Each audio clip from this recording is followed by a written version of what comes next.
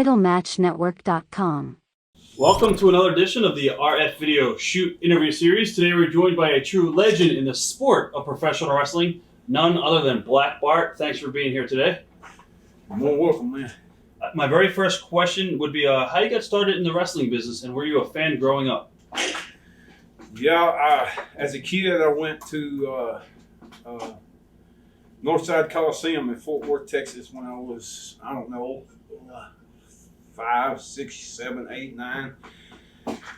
They moved out of there in Fort Worth, which was the Von Erichs. And when they moved out of there and they went to Real Rogers Coliseum, they quit running Northside.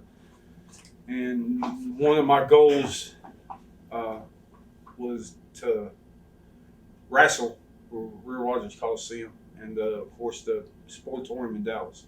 As a kid, I didn't know that the territories were there were so many territories. There's like 45 territories when I first come to the Carolinas. And now you either work for Vince McMahon or pretty much you don't work. Right. I mean, that's pretty much the way I started. I played 18 years of football, and I'm talking about from the 4th grade all the way through high school, and graduated and won a football scholarship to Howard Payne University. I stayed there 4 days of 3-a-days. It's the worst hell I ever been in my life. Huh. And my buddy that lived in Haltom City, which is Fort Worth, suburb of Fort Worth, called me and said they're opening a school of professional wrestling in Dallas. And I said, sign me up. And I ain't never looked back. Who was the trainer? My trainer was, he wrestled as Ivan the Terrible back in the 30s and the 40s. His buddies were Irish Jack Kennedy, Buddy Bull Former. There was a couple of other ones. It was really a school of hard knocks. One of the guys, Buddy Bull Former, was probably the meanest one of the bunch, and all he did is walk around the ring. Once you got into the ring, he would walk around the ring for the first 2 or 3 months that you was in the ring. He would just walk around the ring with a 9-foot, 3/4 inch water hose. And if you touched them ropes with any part of your body, you got smacked. Right. Yeah, I mean that's. I was there maybe 3 months. And took over the gym, pretty much, because from watching wrestling, and I knew all the holds. All I needed to know was the name of the holds, right, and how to call them and how to speak them right, and all that. But when I come to the Carolinas in, 70 is 80, 81, somewhere. I don't remember the exact date. I had to learn. I was trained by guys that wrestled in the 30s and 40s. Okay. All right. I had to learn the gap. I had to take it from the 30s and 40s and bring it up into the 80s. Right. Okay. Guys like Charlie Fulton, Gene Lewis. Tenaru was here. Mr. Fuji was probably helped me the most. He made me go to the gym and work out and train with him. But guys like Charlie Fulton, Gene Lewis, Tenaru, they helped me learn how to wrestle. Is it true you trained for like 3 years before you actually wrestled? No. Okay. I don't know where you heard that. Yeah, okay, that's what I didn't think so. After I started that school in Dallas, it's downtown Dallas.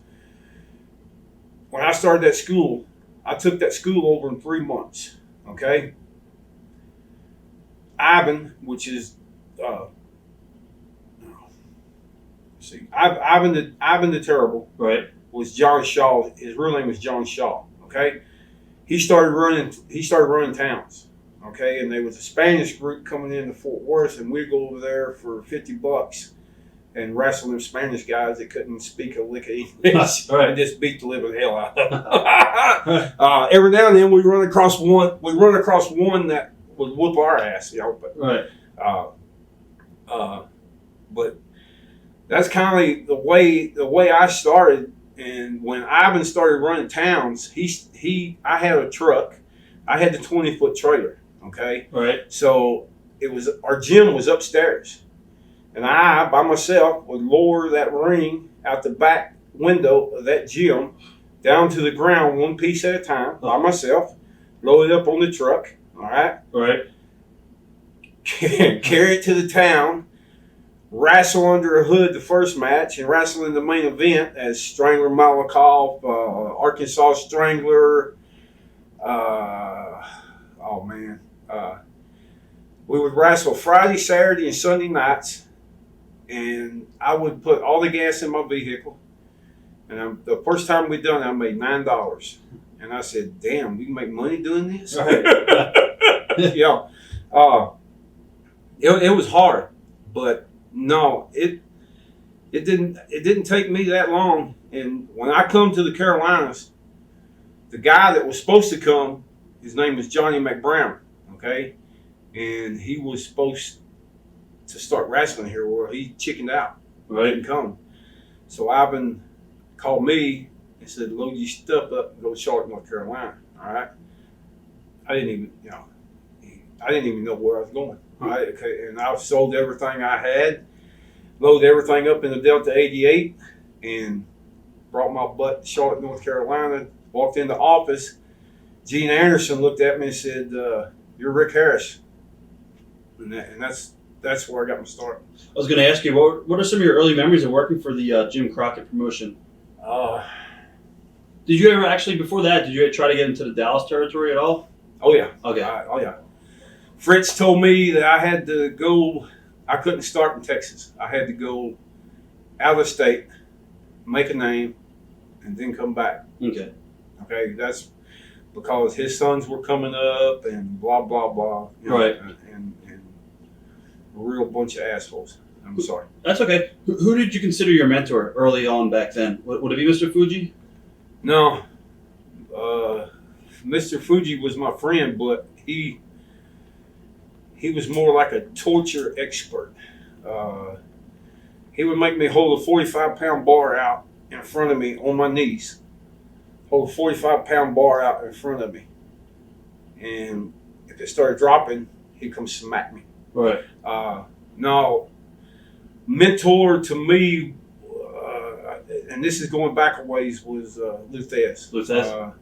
Luthez come to where we train and got in the ring with me in a referee's position, put me on the mat, and I was begging him to get off of me.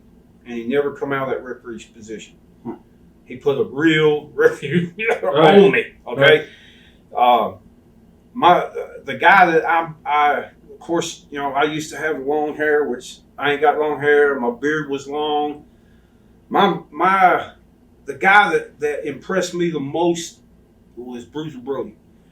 And he was big time, and I was trying to break into big time. They wouldn't no more give me the time of day than a man in the moon. But I knew that one day I could impress him. Okay, so later on, I don't mean to be jumping forward or anything like that. Right. Bruiser Brody lost the Texas Loser League Texas match to the big black guy. Abby? Yeah, Abby. Right. Abby. And come back the next week as Red River Jack. I remember that. Okay? When he come back as Red River Jack, me and him went into the angle, him against Black Bart. Right. And then I impressed him because we were friends, but we got in the ring and actually tried to knock each other's ass out. You guys were pretty stiff together. Oh yeah. Bend chairs, break tables, and they weren't gimmicked. It was a shoot. Right. As far the Holtz wasn't a shoot. You didn't try to break nobody's arm or anything like that. But when you draw back and knock hell out of somebody, start potato each other. Yeah, big time. And he never could knock me out, but I never could knock him out either. Now, A lot of people said that company, World Class, was a real stiff company to work for. it was Well, the thing about if you're lucky enough to get an angle with the Von Erichs, which I did, Right. you had to take them to the ring night after night after night. We wrestled 7 days, 7 nights. We wrestled every night. No doubt, no time off. It was just go, go, go, go, go. And you had to get, other than David, okay, all the rest of them, you had to just beat the living crap out of them. And then they would come back to the dressing room and say, damn, that was a great match. Thank you. And you're thinking in your mind, I just beat the living shit out of him. I had Kevin down. We were wrestling some town, but we had to walk across a parking lot. It was all enclosed to get to where the dressing room was. Right. It was parked cars in there, right? He collapsed. He got in the ring and said, let's go home. And I said, no, we're not going home. You're fixing to tell another ass whooping. And I whipped his ass for 45 minutes. And then I said, okay, now we'll go home. Right. I was still in the ring. He left the ring before me. He was so Blown up? I don't know if blowed up is the right word. He was past blowed up. Right. He got halfway across that parking lot and collapsed and turned purple. George Scott was the booker. Right. George Scott went running out there. And I said, well, George is going to try to save him, right? George grabbed him up there and just paintbrushed him. Well, wake your ass up, this paintbrush. Wow. He got him back to the dressing and said, God, what a great match. That's crazy. So, and you don't want to talk. I don't. I'm going to talk about all the Von Erich stuff. Okay. Definitely. Okay. All right. What was it like watching guys like Steamboat, Flair, Dory, Briscoes, and Piper on a nightly basis when you went in for Crockett? Well, see, back then, okay, I was what we called the curtain jerker. Right. Okay? I was always within the first 4 matches, and then they'd have intermission, and then the big guns would come out. Okay. Right. But back then, there was a camaraderie. There was no little group over here in this corner, a little group over here in this corner, and another, No clips. it was all like this, okay? And out in Florida, it was even a tighter wedge family, okay? And I'm sure we'll get to Florida. Definitely. When, Piper would give us rides, okay? Wouldn't charge us trans because he's trying to help us. Jimmy Snuka, it sticks out in my mind of the list of my mentors. Jimmy Snuka, if it weren't for Jimmy Snuka, I would have lasted about 3 years in this business, and I would have went back to Texas with my tail tucked between my legs. And that's a whole nother story that I'll get into later. Okay. But they was like our brothers, okay? Band of brothers, that's what we were. We carried Roddy Piper. He had a warrant in, I think, Fayetteville, okay? He had a warrant for his arrest. He was in the main event, okay? It was an outside show. We was dressing over in a motel room about half a mile away. Well, Piper hides in one of them motel rooms, right? Well, the cops come over trying to serve warrants. Right. Well, Piper, we don't know Piper. What are you talking about? Roddy who? And the cops left. Well, Piper got dressed. Come time for him to go to the ring, right? Oh. On his Cadillac, which it was, I didn't know at that time, but I'm from Texas. I'm a redneck. You got a little button inside that, and you're inside the glove box. You juke that button and that trunk pops up, right? So Piper gets dressed for the ring, gets in the trunk of that car. The guy's me driving. I think Charlie Fulton was in shotgun. Gene Lewis. There was 3 of us with Piper. Right. He said, pull over there to that ring. When you back up to that ring, pop that button. I'm going to jump out, get in the ring, have my match. Get back out of the ring, jump right back in that trunk. One of y'all get out and shut the trunk, and about 20, 30 miles, get me out of this county. Huh. Get me out of this county, and then I'll get out and I'll dress or whatever. Right. We'll stop and get our beer, whatever we done. So That's great. I'm going to write a book. But the thing about writing a book is we were friends, okay? All right. So. Now, you were there the night, I think it was the famous Steamboat Youngblood versus Slaughter and Canoodle match, and legend has it that thousands were turned away. What do you remember about that night? What do you remember what building it was? Oh, no, I don't remember. Forgot. You remember Sarge? I rode with Sarge and Canoodle a lot. Right. Okay, they were Sarge. I can tell you some stories about Sarge and Piper and me at Red Lobster in Charlotte, North Carolina. That will curl your toenails. But anyway, we that night we rode. I think we was double booked. Right. And the big show was that night. We rode in that camo limo. On one side it says Sarge. Right. On the other side it says Canoodle. Okay. Sarge is sicker than a dog. I mean, he should have been in a hospital. He had fever. I mean, he was laying all the way in the back of that deal. And I ain't gonna talk about the match because, to be honest with you, and everybody that's gonna see this, I didn't watch the matches that much. Once I got to the point but Don Canoodle is driving in between the two shots. Okay, we wrestle. Sarge jumps in the back, lays down, goes to sleep. Me and Don's going down the road. Okay, these rednecks get behind us, and they're jacking with us big time. Right. And Don's trying to outrun them, and there ain't no way we're gonna outrun that pickup truck in that dadgum stretch limo, paint, camouflage. So they pass us. We're going down the road about 2 miles, and it's a 2-lane road, and they got it blocked. They're going to stop that limo. And I tell Don, I said, just ram this bitch. Right. Or pull over, and we'll whip all their asses. Right. Well, the first thing you hear is, Don, they may have guns. We ain't got no guns. Back then, I carried a knife in every pocket. But what we do is Don goes to ram this truck in the side. Right. Okay, but he don't ram it. He slams on the brakes. Sarge is all the way back in this limo, brother. All right. And when he slams on them brakes, Sarge is airborne. And he hits the back of them seats like wham! And boom. I reach over and I look. I said, Don, you knocked out Sarge. Now, all these rednecks, they were 6 or 7 of them. Wow. Come. We open the doors on that like this, and they're coming. They're coming.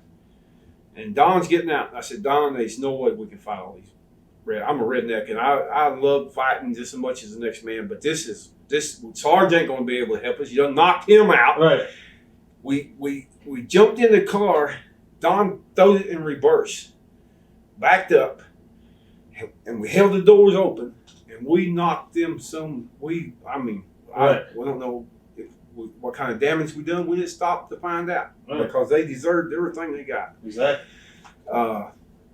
The match with the Young Bloods and Sarge and Don was probably one of the best matches ever laid down on tape. I mean, it's classic. Yeah, it's classic. Did you like working for Jim Crockett, and what did you think of him?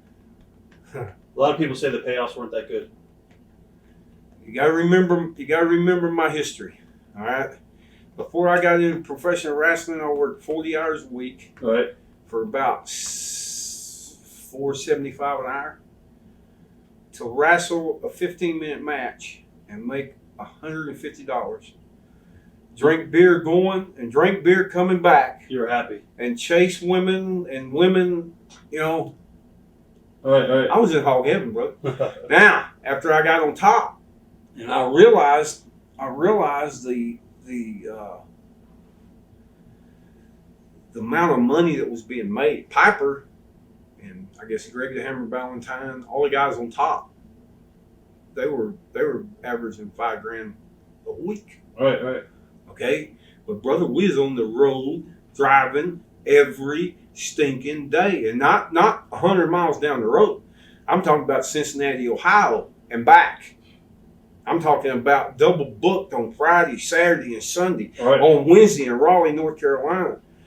You may have to wrestle 6-7 times in one day and make $50. Right. You know, but I thought that was great. You know, I done jobs for Jimmy Valiant, one right after another, and I knew damn good and well I could whoop his ass. You also got to work with a young Brutus Beefcake. Back then, he was known as Ed Leslie. God, where do you get this stuff, brother? I'm a good researcher. God, my. He's probably gonna see this too, ain't he? I don't know. You can shoot on. Not. I want to tell the truth, but Go ahead. sometimes the truth, sometimes the truth will set you free. But this match was out in the old Pensacola territory. I don't know if you're familiar with any of For Fowlers? Yeah. I grabbed his hair too hard. And when we grabbed each other's hair, we didn't yank it out by the roots. I mean, needless to say, if we had, we'd all been bald-headed. But brother, he went back to that dressing room, and he whined, and he cried. And Austin Idol was there. And Austin Idol had a match with somebody, and he come back. So was it? No. It's, Okay. Yeah, you might have paused. Yeah, I'll pause it. Cool. Sorry, that was speed bump over old referee from the sports arena. Oh, okay. Austin Idol had a match the same night, and I'm sitting in the dressing room. I hear him come back. Brother, you pull my locks. I said, Jesus Christ, what a bunch of pussies, And some guys, you get in the ring, and you see, with me, it was, I wanted all my stuff to look good, okay? And it was a trademark. After I learned, I didn't want none of my stuff to look phony. Right. I didn't want none of my stuff to look fake. And the deal about wrestling being rigged and all that guy, I'm probably you got questions about that too, but if not, I'll cover it right now. Well, you can cover it now. Wrestling is a sport, and I don't care what they do now. Okay, it may be entertainment because I think they're a bunch of pussies.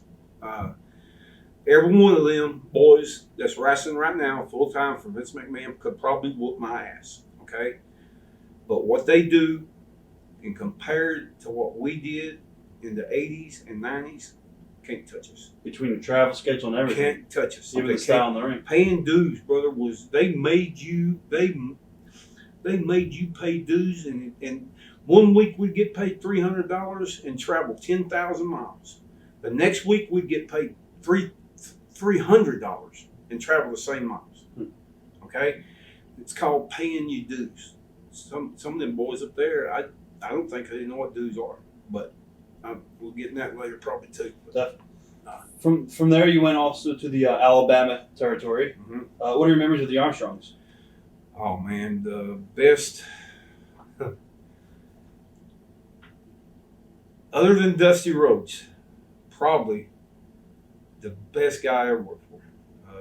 Bullet Bob Armstrong gave me my first break. When I talk about him, I get cold chill bumps. I wrestled all of his sons. I wrestled him. It was it was a pleasure. I mean, it was. We fished every day, drank beer. I mean, wrestled. Really, the longest shot we had was 250 miles, and I left the Carolinas to there, brother. And you gonna talk? It was a vacation. It was a paid vacation for me. Go ahead. Who gave you the name Black Bart? How'd you come up with that name?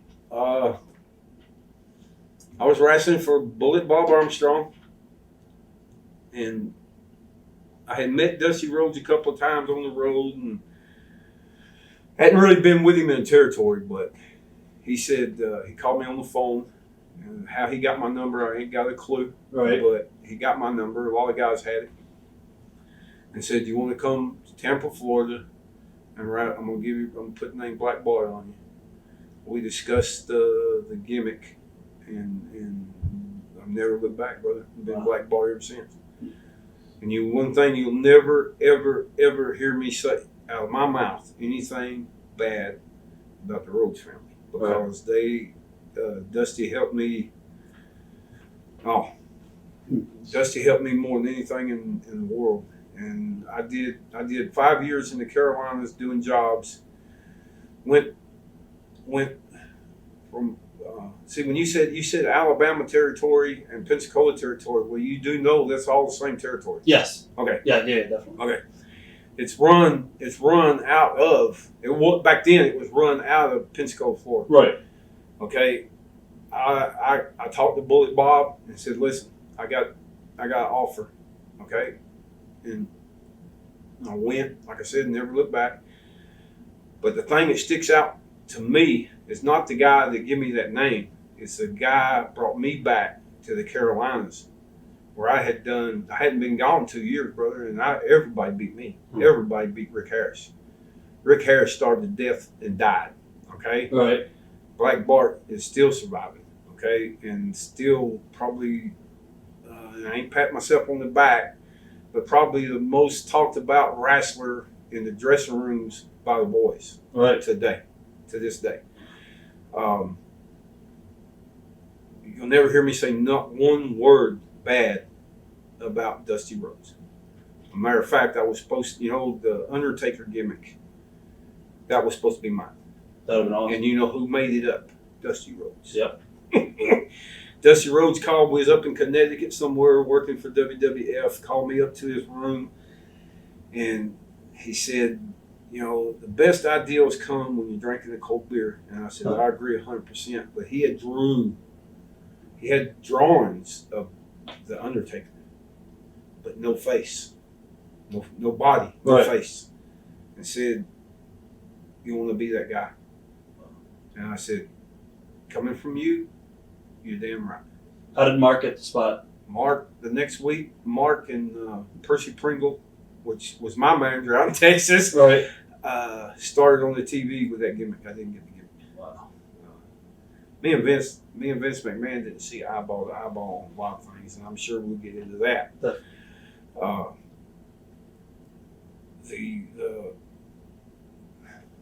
wrestling business has been good to me, brother, and I will never ever. You'll never hear me say nothing bad about hardly any of the boys. Right. You won't never hear me say anything bad about pro wrestling. Okay. That's fine. Because it's been good to me. I mean, what about some of your matches with Rick Gibson and Buck Robley? Any memories that stand out? Rick Gibson, Buck Robley. God, man.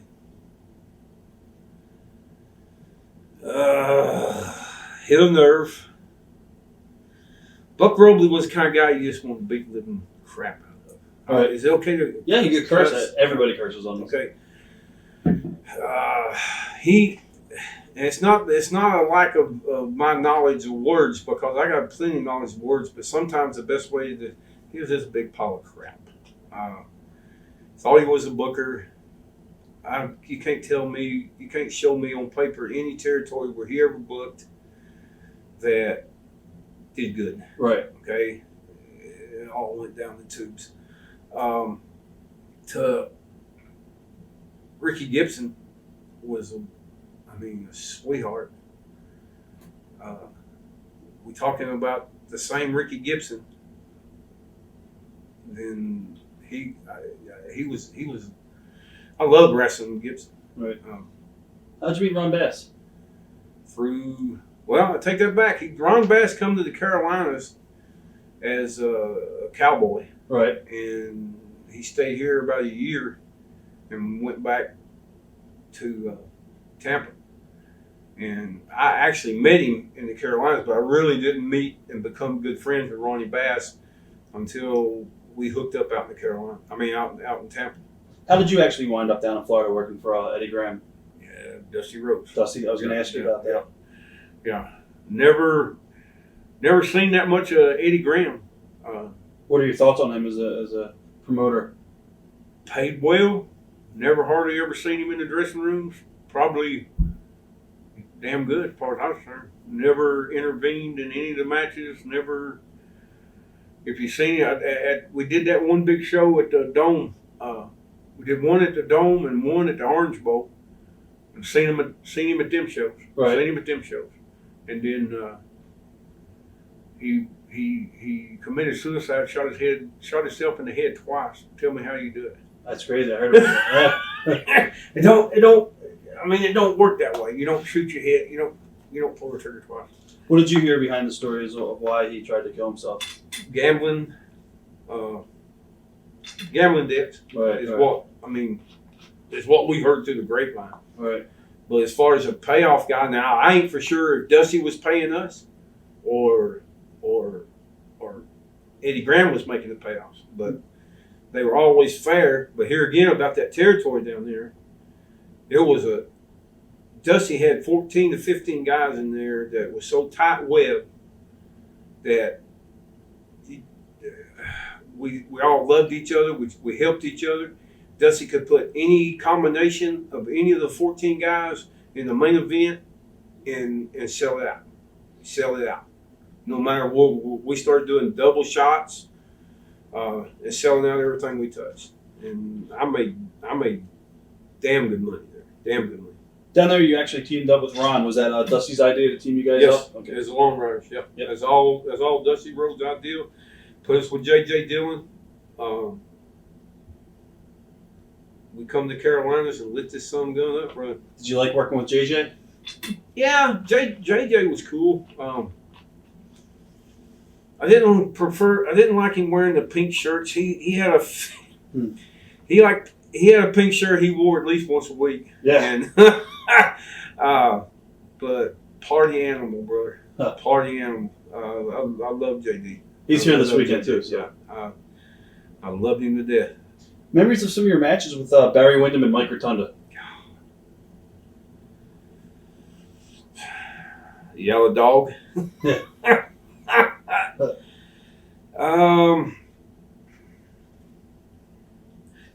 Mike Rotundo was an amateur. He could snap you in half so quick it'd make your head swim, but he never did. And he put up with me and Bass jacking with him all the time. Right. All the time. It's got to be, it was in Jacksonville, Florida, that big Coliseum there, and TV taping. Right. First hour match I have ever done in my life, and I thought I was going to die. Right. Brother, about 30 minutes into the match, I tagged Bass, and I just fell, I collapsed and just rolled under the barn rope. And I was looking up trying to catch my breath, and JJ come over and said, "Are you going to make it?" And I honest to God told him, I said, "JJ, I don't think I can, but I'm going to die trying." Right. We won that stinking ass trophy. It was about this tall. You had to tear it apart. You had to take it all apart, put it in your trunk of your car. And then when you got all your bags out, you put your trophy together, and then you walk in the building. Right.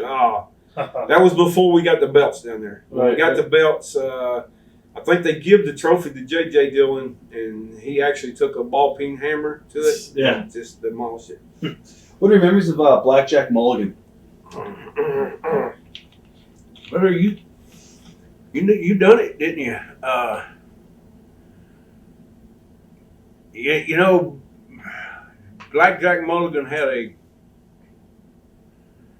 he'd whip your ass so quick and make your head swim that quick. One of the things, Rick, I don't know if this area remembers Rick Hazard.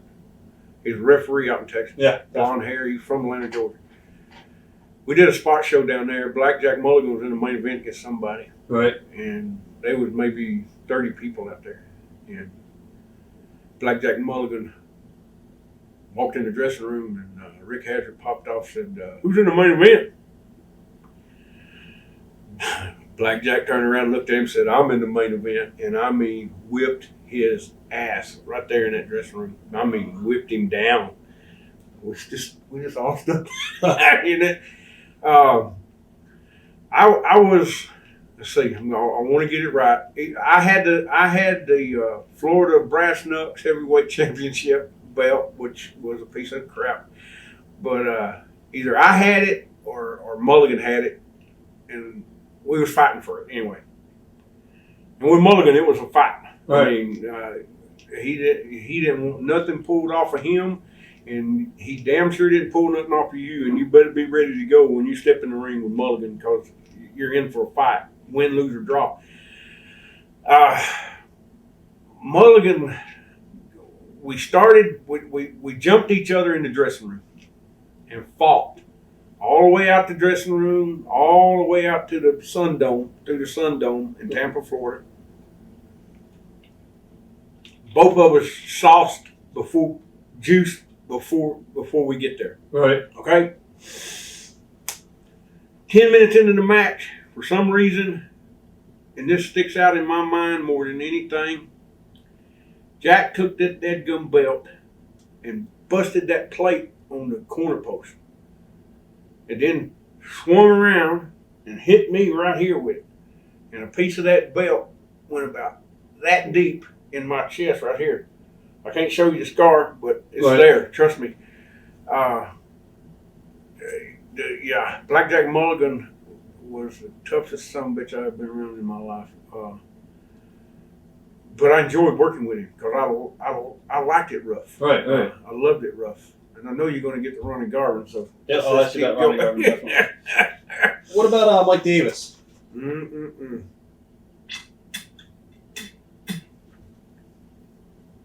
Mike Davis was probably, I don't want to start crying, but Mike Davis was probably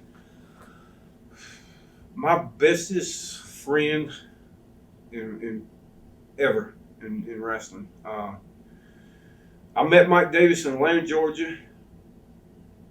I done as Rick Harris in the Carolinas. I probably, for 2 years, I put him over 1,000 times.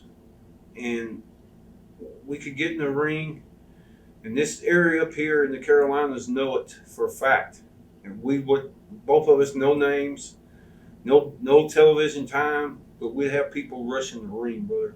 Mm-hmm. We would have, and not even touching each other. Right. I could wrestle Mike Davis for 20 minutes and never put my hands on him, and him never touch me, and we have fans getting in the ring trying to kill me. That's awesome. And that's Maniac Mike Davis asked me after we got to, I called him Maniac, I'm sorry. Right. Mike asked me, he said, "Where do you live?" I said, "I live out in Texas."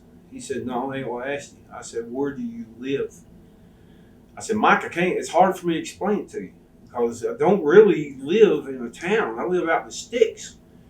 And he said, "I want to know where you live." And I said, "All right, Mike, you go out Interstate 30 till you get to Texas. You go through Dallas. You go through Fort Worth. You get to Weatherford, Texas, which is a little jerkwater place, and you hang a left on 10 top." And he said, 10. Now, he's writing this stuff down. Okay, he's writing this stuff down. And I told him how the rest of the way to get to my house and how to get there and everything. Well, within about a year and a half, I see this U-Haul coming down my road. I was home on vacation, which Davis knew it. Right. Coming down, and he's done bought a little house down there where I live. Wow, that's fun. And he stayed there. And he come up to me one day and he said, "Bart." I said, "What?" He said, "Man, they have to pump sunlight down here to you." I said, "Mike, I told you I lived in the sticks." And I said, "I prefer it this way." Now there's stuff coming from all sides, but they still got They got a long ass way to go before they get to old Black Barsky. Mike Davis and his family and Robin, his wife, and his girls. He had some of the most beautiful girls you ever can imagine. I mean, beautiful family. Maniac Mike Davis was my friend, and in this business, you have acquaintance that you know that while we're around each other, we're friends. But this went beyond that. He was like a brother to me, when my brothers wouldn't have nothing to do with me. Maniac Mike Davis was heaven sent. What happened to Maniac Mike Davis? His mother had real bad heart problems. Mike didn't even know he had it. What was it, 3 years ago? He walked into his living room. He got a job, a damn good job, traveling, putting telephones in prisons and fixing them up and everything. He walked Christmas Day. He walked into his living room and asked his wife then with Kathy, "I need you to rub my shoulders." Okay. He turned around, went back out on the balcony of their house, the balcony over Lake Granbury. Turned back around, walked in, and had a button-up shirt. He ripped that shirt off, and before he hit the floor, he was dead. That quick. I mean, it was horrifying. Mike Davis was 2 months younger than me, and brother, we tight. Right. I mean, we're tight. And as far as I'm concerned, we still are. But how did you know that me and him were so tight? Because I know you knew. Oh, I just had a question here. I thought you guys were friends. So. Yeah, very, very, very, very close friends. What about teaming up with Kendo Nagasaki? Teaming up with Kendo Nagasaki. When did I do this? Probably down in Florida, maybe. Oh yeah, he tough bird, man, tough. Isn't he the one that had the makeup and stuff like that? He did kind of like a gimmick. No, he did this bone right here. If he'd do his arm a certain way and it'd just stick up. Yeah, I don't remember. He would just stick up. Now, I'm going to go back in the beginning of my career. Right. Akbar is a booker in Oklahoma City. Okay, Oklahoma territory. For Watts? For Mid-South. Right? Yeah, Mid-South. No, Leroy McGurk. Okay, before Watts. Before Watts. Right. Brother, I was greener than our shit. Okay? I mean, fresh, never, ever got in the ring with any major star. Okay? He's laying there in the dressing room, Kendo Nagasaki. Oh. And I walk over to, talk about the match, and he says, I take care. Oh, and he does that bone comes jabbing up, and I think it's coming through his skin, brother. Right. And I said, "No, man." And I'm in shape. I just come out of 3 days. I'm in shape, brother. Right. I am in shape, football shape. Okay. Now, I gotta go wrestle this. Well, when he steps into that ring, brother, he starts whipping my ass. And he whipped me and chopped me and whipped me and whipped me some more. The guy that trained me said, when that red light is on that camera, you do what you're told. When that red light goes off, you take care of business. Okay? All right.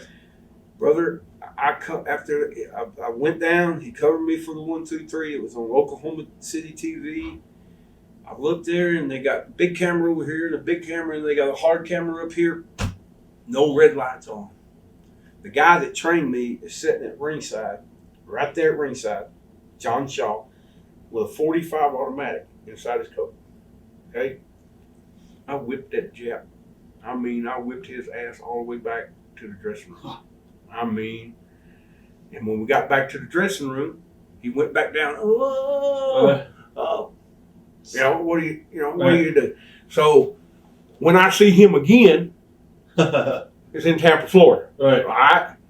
And I said, "Oh, brother, by the way, do you remember the ass whooping you give me? Oh, yes, you Strangler Malakoff." I said, "Yeah, I Strangler Malakoff." He remembered me, brother. Sweetheart of a guy, man. But that was called greenhorns paying their dues, brother. Right. And every now and then you run across a greenhorn that will whip your ass too. Go ahead. What about Billy Jack Haynes? What do you remember of Billy Jack? We just did an interview with him about a year ago. He's out there, but he's a great guy. Brother, let me tell you, you already been with him in the Tampa territory. You think he's out there now? He probably one of the hottest heads, hottest tempered snap in a New York minute. I mean, pow. He'll fight. Right. He'll fight. I did not. I was a tough guy, and everybody knew that you back me in the corner, I'll come out. Okay, but not. I didn't like fighting guys that were crazy, Looney Tunes. But I like the guy. I mean, made a bunch of trips together, and I like the guy. But I did not like getting in the ring with him because when you got in the ring with him, you felt like he could hurt you any damn time he wanted to. Right. And you're just lucky that he didn't. And back then, you wrestled, you got paid. If you didn't wrestle, you didn't get paid. Guy breaks your arm, your fault, his fault, leg, ankle, you don't get paid. Right. You're done. You go home. I mean. What about Kevin? Kevin Sullivan. What do you remember of Kevin? Oh, man, don't go there. Not Kevin. Oh, man.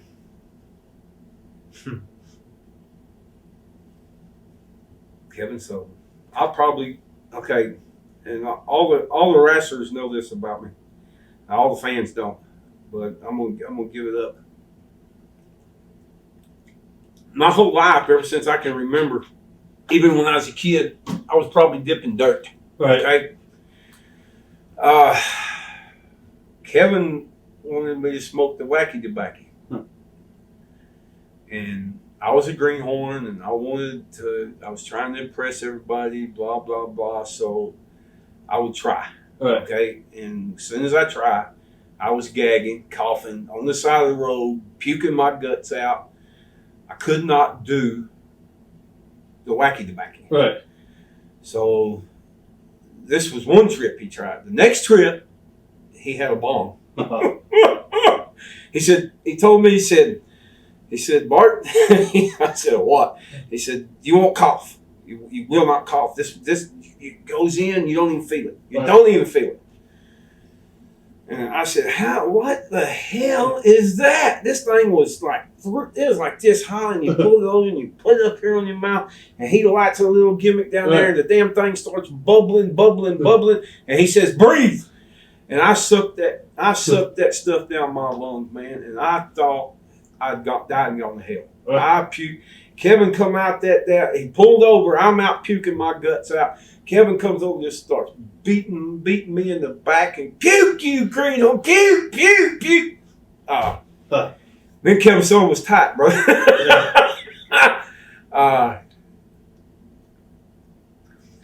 In Atlanta, Georgia, it was when WCW first went down there. Me and Kevin got tight. Good friend. But here again, in this business, if you ain't in the territory with the guy, you don't call each other. You don't speak to each other. You know? Right. Bradshaw was probably one of my bestest friends in the business. Not like me and Mike Davis. I tried to call Bradshaw now, and he wanted to talk to me on the phone. You know? And he got training elsewhere, but when he come to the Sportatorium, brother, we had to train him as in a match. Right. In front of a camera. What you got to do, what you got to say, how you got to move. And this went on for a year. Me and Johnny Mantell training Bobby Duncombe Jr. and Bradshaw. Bobby Duncombe Jr. would take a bump on the mat. You could, any kind of bump you give him, and he would tater you. Now, and we sat and watched tapes and tried to figure out how you couldn't get away from him quick enough. He would tater you. That's crazy. He would tater you, brother.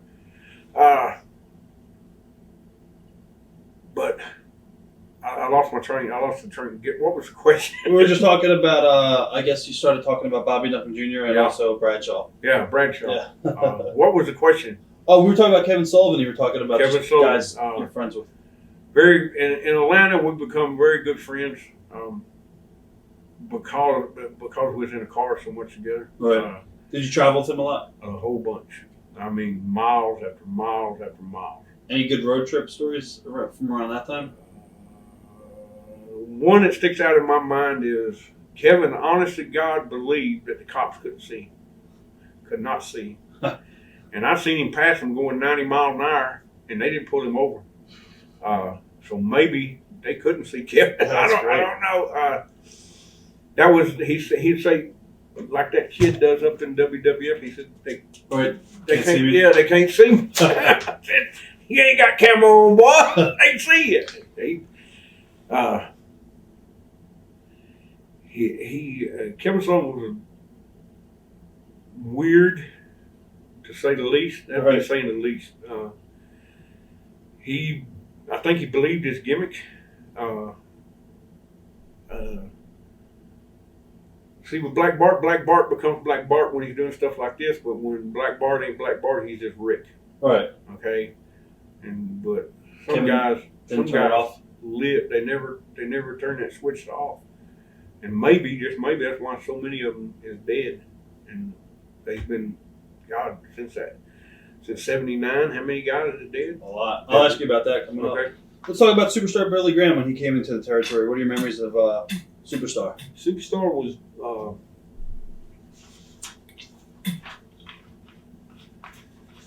he's open about the steroids, but he was really probably the first wrestler that I was around that I actually went, my God, look at the muscles on this son of a gun. Right. You know, he was huge. I met him first out in Tampa, in the Tampa territory. A sweetheart of a guy, nicest guy. I mean, but it's hurting him now. When we did the interview with, I guess, Billy Jack, he had talked about when Eddie Graham had passed away. He said that he thinks that Eddie killed himself because Dusty left the area, took all his talent. What do you think about that comment? That happened before. That happened before we left. Okay. And that other guy took over the ownership.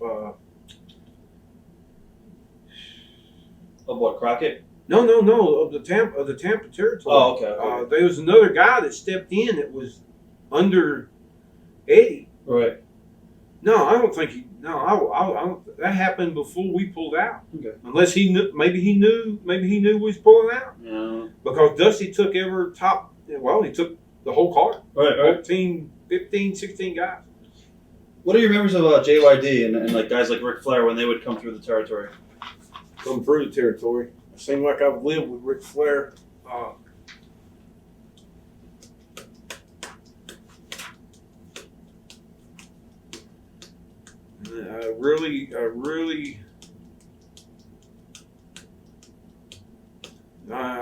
know you said Ric Flair. Right. Okay. What was the other one? JYD. JYD in Florida. Not Florida. JYD in Louisiana was the top. He was top 86. He was, brother. Them people chant that. Who say they gonna beat that dog?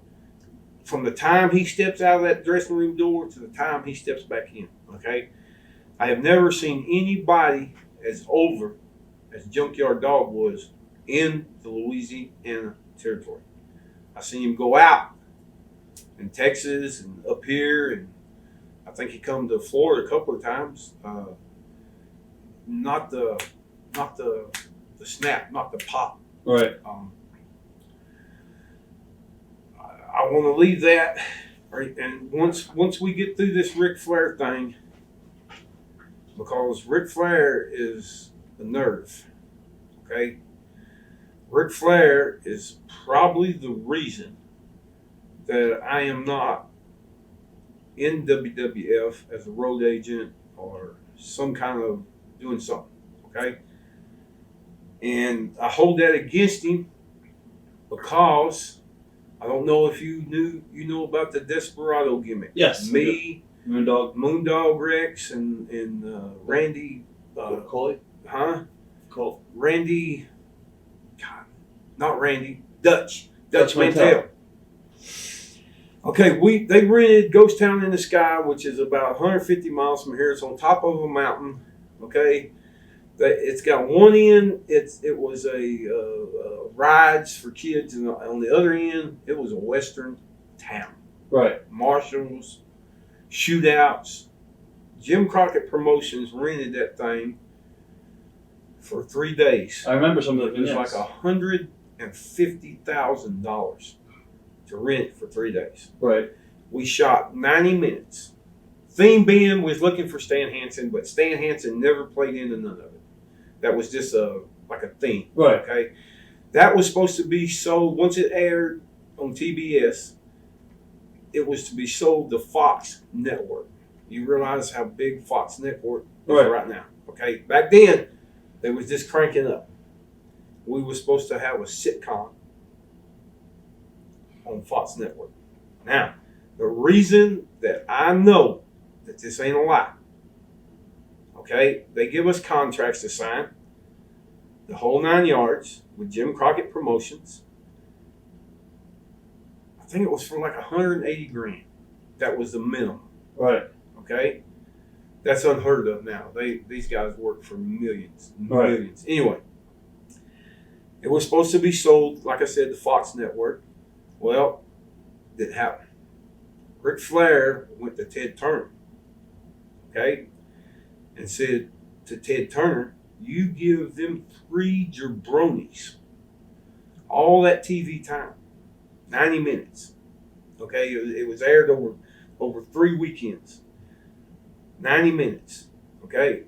Flair said, my good friend Ric Flair said, "You give them 3 jabronis all that TV time, and you give your world championship none." And the world champion was TBS every weekend, period. Now, the reason I know this is fact, not a lie, not a story, because the producer of the Desperados called me and said, get your signature on that contract as quick as you can. Yeah. Okay. J.J. Dillon was bringing me the contract that night, Charlotte, North Carolina, Charlotte Coliseum. Okay. He never gave it to me to sign. Jeez. I got my notice. Randy Colley got his notice. Dutch Mantell got his notice. Wow. Now, what do I think about Ric Flair? As far as a wrestler goes, probably, other than A, B, C, D, E, F, G, and go home. That's his match. And you can, and we was all guilty of that to a degree. We all had stuff that we wanted to do that we liked to do. But with Flair, it was A, B, C, and go home. Right. But as far as a talk wrestler, probably the best I've ever seen in the ring. Other than here again, he really believes he's a champ, brother. Yeah. And our business is a work. Let's talk about Angela Mosca. What are your memories teaming up with Angela Mosca? Take one. Yep. Angel, I tell you, did I ever team up with him? I don't think I ever did. No. Okay. What are your memories? I was around him. I was around him here in the Carolinas. Right. Other than I never really rode with him.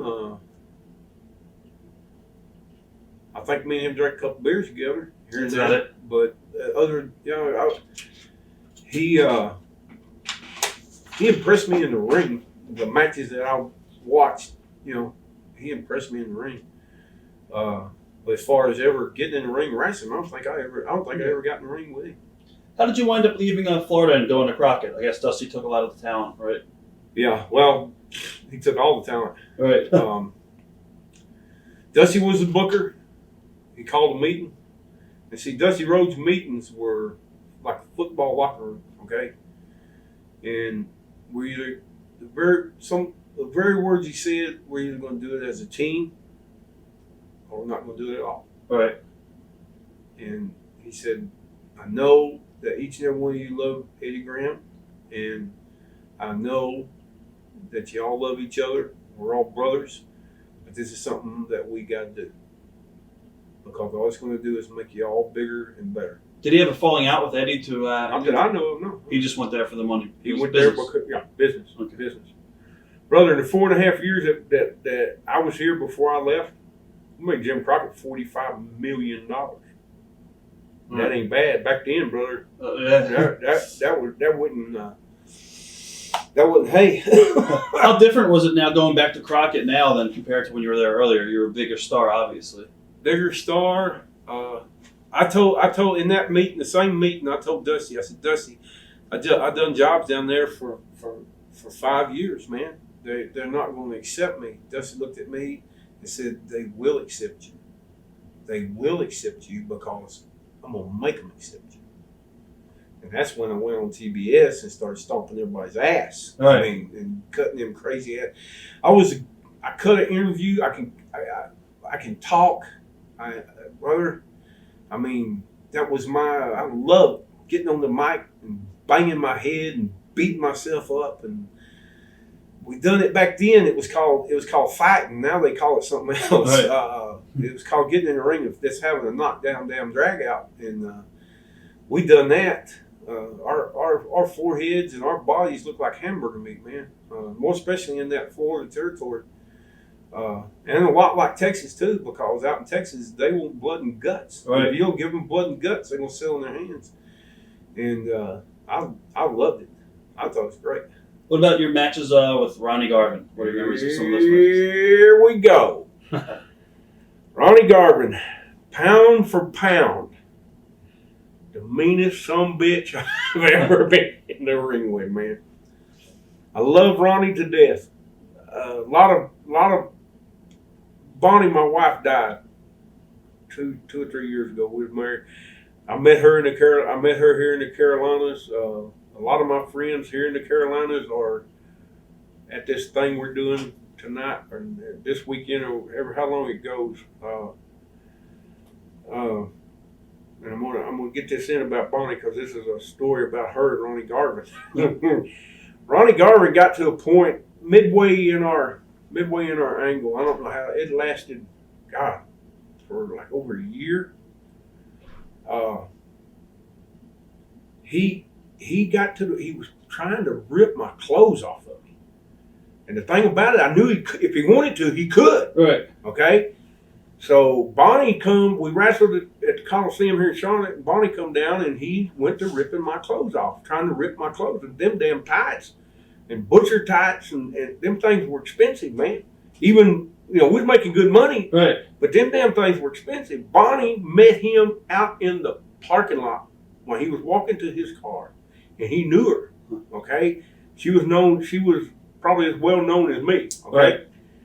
Said, Garvin, by the way, you go to rip his tights off one more time in front of me at a Coliseum, I will be waiting out here with a double-barrel shotgun and blow your damn brains out. Wow. He quit pulling on my stuff. Ronnie Garvin,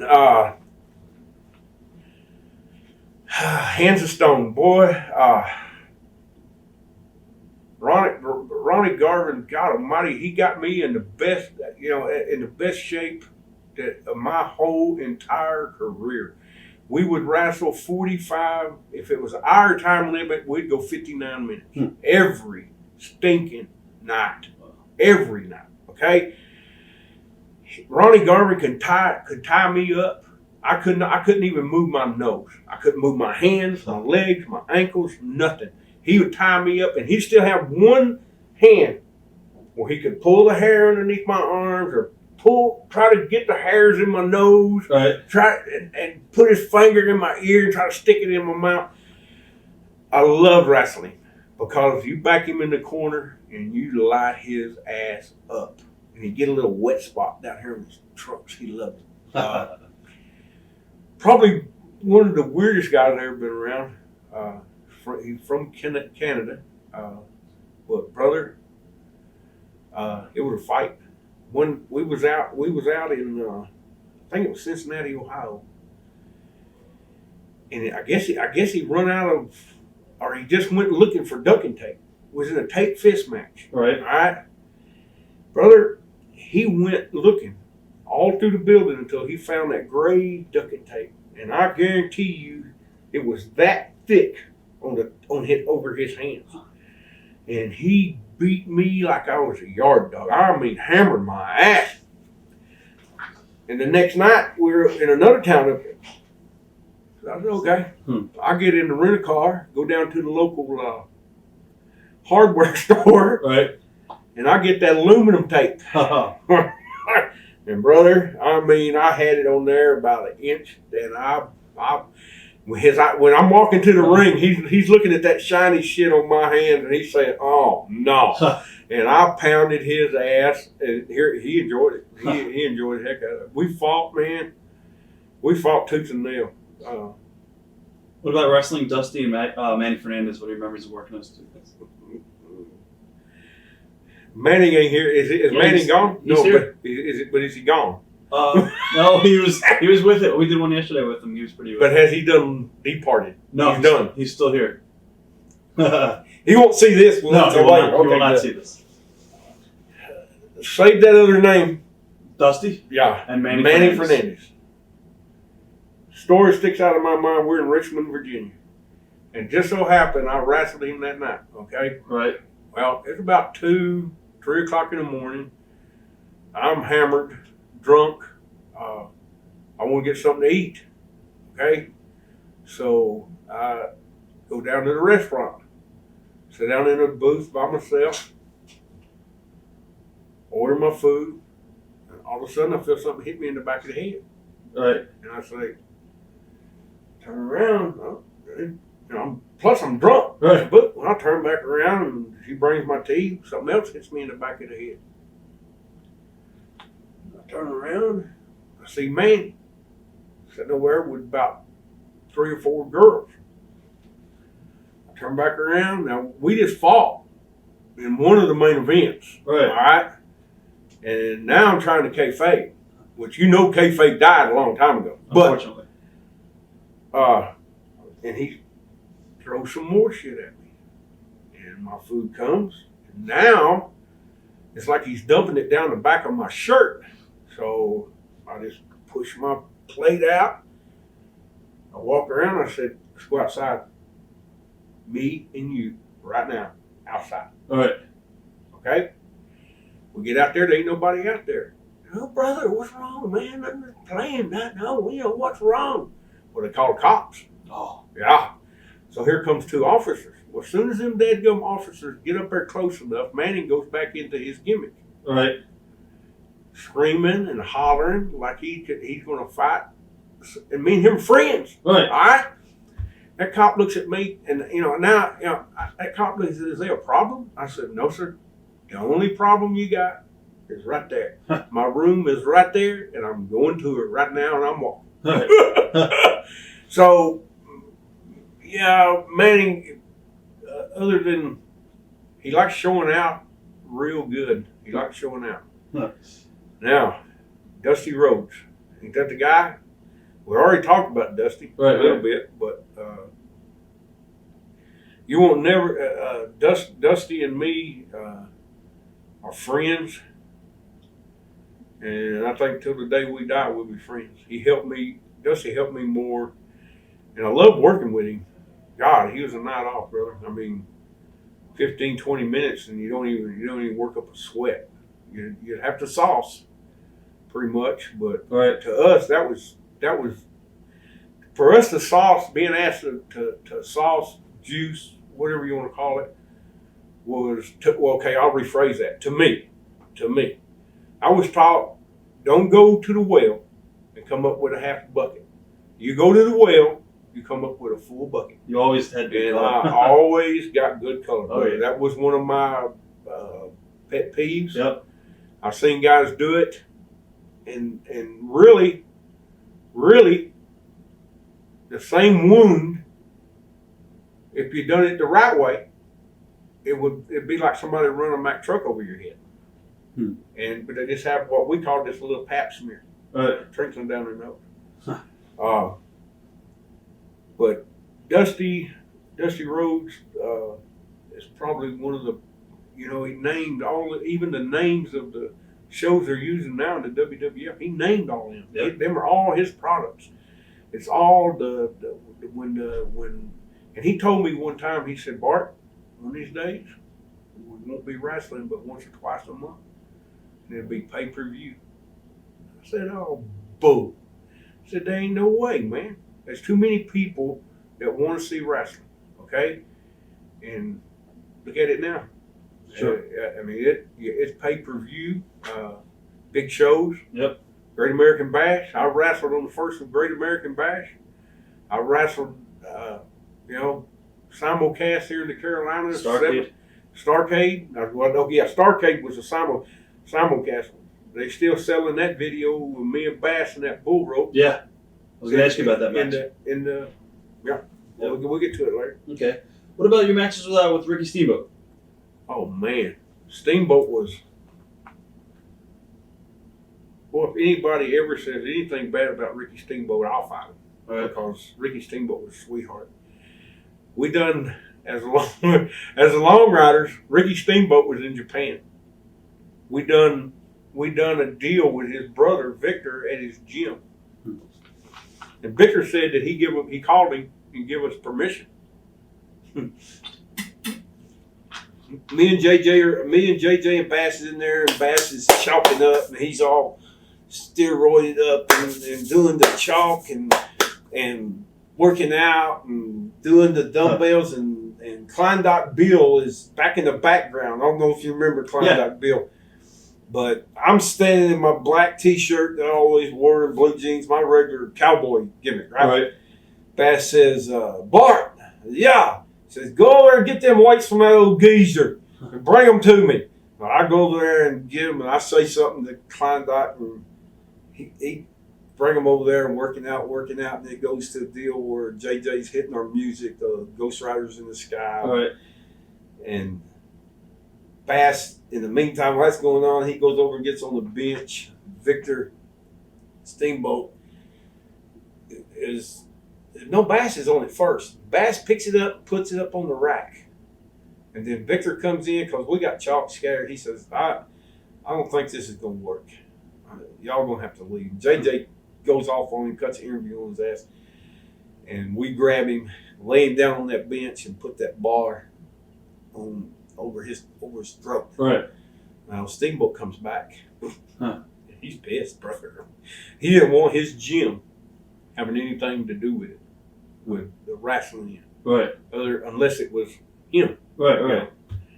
And me and Steamboat were pretty tight,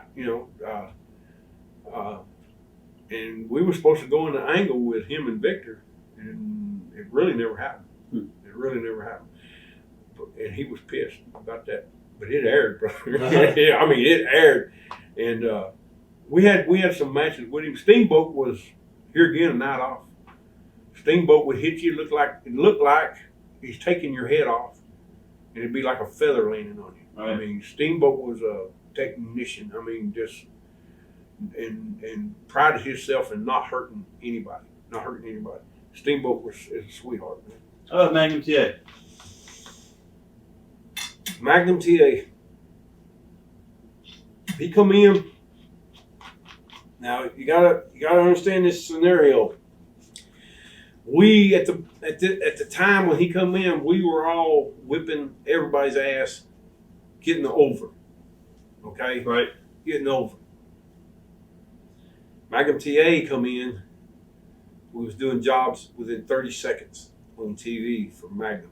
Belly belly. Got a little tension, but he's a great guy, man, and he returned the favors in the ring at the spot shows and the Coliseums by selling his ass off, brother. You got him down. Right. He sold like a broke dick dog. I mean, oh God, excellent. Then he then got in that crash, and that was it, man. What about Bob Backlund? Did you get to work with Bob at all? Never worked with Bob Backlund. I was around him.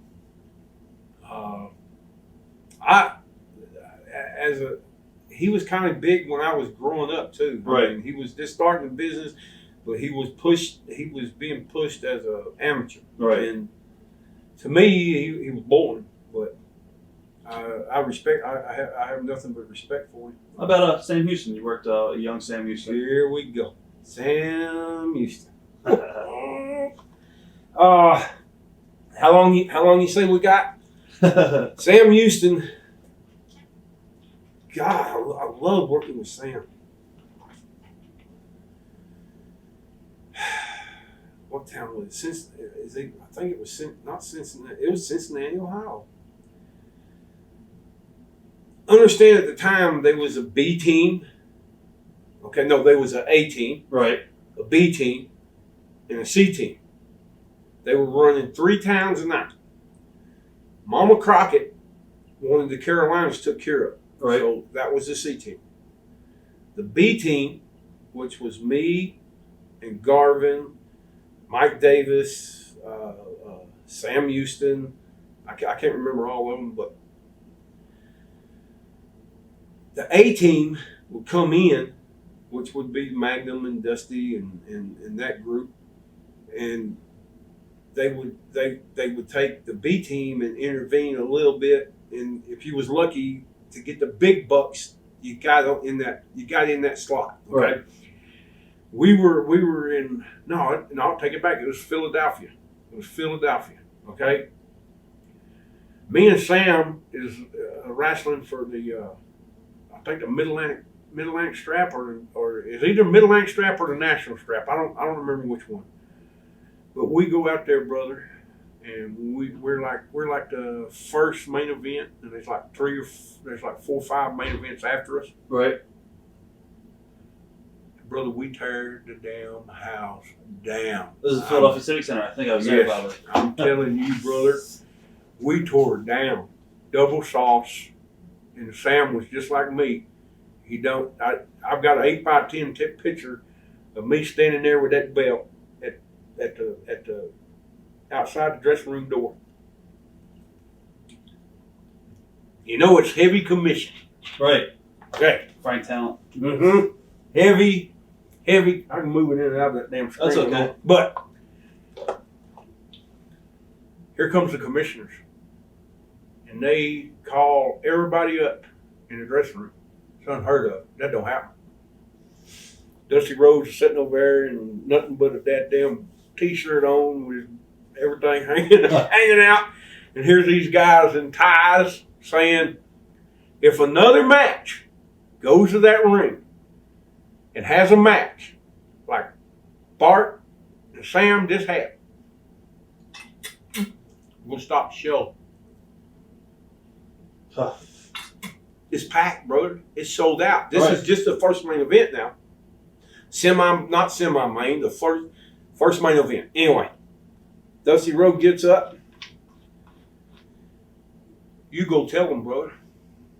You go stand in the middle of that ring and you tell them we're shutting down the show. Because that's just the tip of the iceberg. All right. Nobody follow that match. And Dusty knew it. Okay? He knew it. Me and Sam should have been the last match that night. And then there wouldn't have been nothing said. But the A team had to go last. No. And they couldn't follow it. They Right. did not follow it. Matter of fact, Sam Houston, God, I can wrestle him right now. I would wrestle him right now, tonight, wherever y'all they're having these matches. I would get in there just like I'm dressed and wrestle him. Damn sure would. He was a hell of a babyface. Mm-hmm. One of the best. Yep. And Good here fire again, and drugs. Yeah. And it's sad. It is. Jake Roberts, his brother, you know, I worked for their dad, Grizzly. Grizzly Smith, you know. Grizzly Smith was Louisiana territory, was like a father to me. But drugs got them both. Jake the Snake could have been the very best, toppest. Yep. So, What about Dickie Slater? okay, I wrestled Slater a lot. Didn't like wrestling. We call Dick Slater the heel killer. Right. Okay, and I don't know if he did it on purpose, but it was just his. I don't think he did. I think it was just his personality. He was a tough son-bitch, and if you didn't like it, you could take it up with him, and he'd whip your ass. Pretty much, you know. Right. The hardest I have ever been headbutted by any man, Charlotte Coliseum, Dick Slater, Ricky Steamboat, Dusty Rhodes, against Telly, Ron Bass, Black Bart. When Slater's on his, down in the ring. Slater drops down in that dog stand, Right. and he runs across that ring, brother, and he headbutts me right here, and I thought he took the whole top of my head off. That's how hard. That's how hard he hit me. Was that a TV match? It was Starcade or Okay. yeah, it was Starcade. It's out. I mean, Right. Right. they're still out. They're still selling. Did you notice a lot of politics being played between Flair and Dusty? I don't think Dusty Rhodes give a damn about Ric Flair other than what Ric Flair can draw at the gate. Right. Dusty Rhodes had to be on top. Okay? Ric Flair had to be on top. So anytime they're in the same territory together, no matter what, because most of the time Ric Flair was the champ, okay? And Dusty was the booker. Right. Never the other way around. So in reality, Dusty could have took him all the way down and told him to hit the skids. Right. But the politicking come between Ric Flair, Dusty Rhodes, and the Crockett family. Right. When Mama Crockett was alive, Ric Flair was it. Okay? When she died, Ric Flair was still it. But it was called, I think it was because of the sister. I don't remember her name, but I remember Jimmy, David, and they had a sister. Yeah, I don't know. I can't remember. Me and Akbar had a name for her, but I won't say that. What are some of your memories of the Bunkhouse Stampedes? Did you like working those I matches? loved them. God, I loved them. Go to the ring, do. You could just do whatever you wanted to do. Right. Goofy, you know. I remember one of them. I just went over and sat in the corner. Easy payday. Yeah. I was figured in the last 4. I think I had to get out either 3 or 4. But some reason I just went over and sat in the corner. You know, it was not off. You know, I think I made about $3,000. Nice. Do you think you would have been pushed more if Ron Bass stuck around? Me and Ronnie Bass.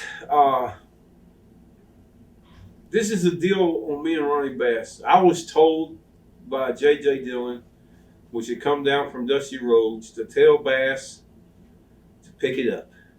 Okay, picking it up means put more into it. Right. Don't let Bart stay in there so much, even though they knew I would. Right. I told JJ, I said, JJ, I've got nothing but respect for you. I've got nothing but respect for Dusty Rhodes because I know this ain't coming from you. But I have more respect for Ron Bass because he is my peer, and I've learned more from Ronnie Bass than I'll ever learn from any man walking this earth. And y'all want me to tell him to pick it up? I said, no. I said, you fire me. Right. Because it ain't happening. I will not disrespect Ronnie Bass. I will not tell him to pick it up. That ain't my job. And if it was my job, I'd have to be fired because I got too much respect for him and love. Right. Period. Period. 3 weeks later, that's when Bass, well, they switched Bass. I think we jumped back, we beat Bass up, turned him babyface, and that's when me and him had a few matches here and there. Right, Starcade. Yeah, and wound up at Starcade, and then he went from Starcade, he went to WWF. Now, you want me to go into the rest of the story about Ronnie Bass? Sure, why not? Beefcakes. You remember the match between Beefcakes and Ronnie Bass, WWF, Yeah. hair match. Yes. Bass lost. The next morning, I'm in here in the Carolinas, I get the call. Okay? Come up for a 3-day tryout. I'd been with Jim Crockett Promotions for damn near 15 years. If you include my job time, 20 years. Right. Okay? In and out. Okay. And I'm on contract with Jim Crockett Promotions. Right. Okay? And I'm making damn good money. And as soon as Jim Crockett finds out that I go to the WWF for a 3-day tryout, I'm done. Right. And if I don't nail the 3-day tryout, okay, Too. I'm done. I'm out. I'm on the outside looking in. Right. Period. So I decided not to. Ronnie Bass calls me about 3 months later and says, "Wayne, you come?" And I said, "Bass." I said, "I can't. That's too much to ask, man. I'm going to give up everything I've done here for a 3-day tryout." He said, "You had the job." I said, "Well, what job?" He said, "They were putting me." J.J. Dillon was up there too. Remember? Yeah. J.J. Dillon, Ron Bass, Black Bart, the Long Riders. Kicker. My wife Bonnie, that's Sarah Jo Puckett. Wow. You remember who said Sarah Jo Puckett at the end of every interview? Blackjack Mulligan. Huh. Blackjack Mulligan, Beefcakes against the Long Riders, reunited. When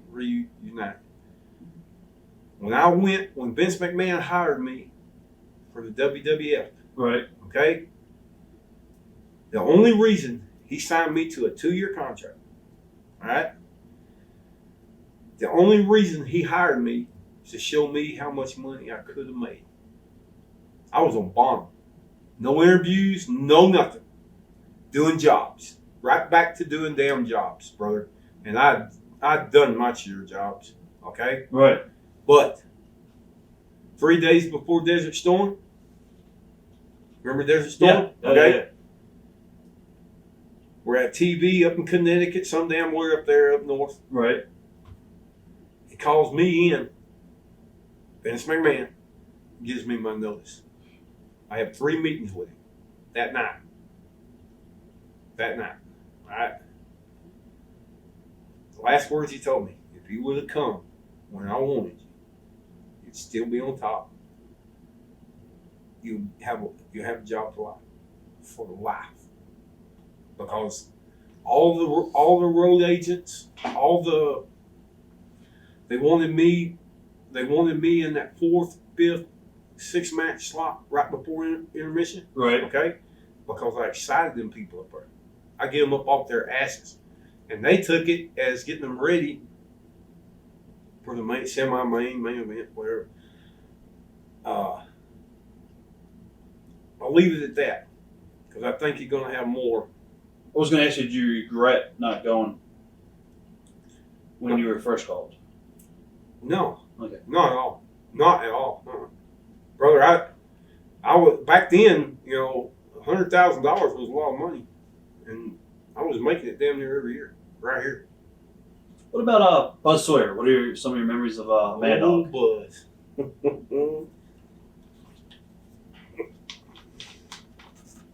A lot of guys didn't like Buzz.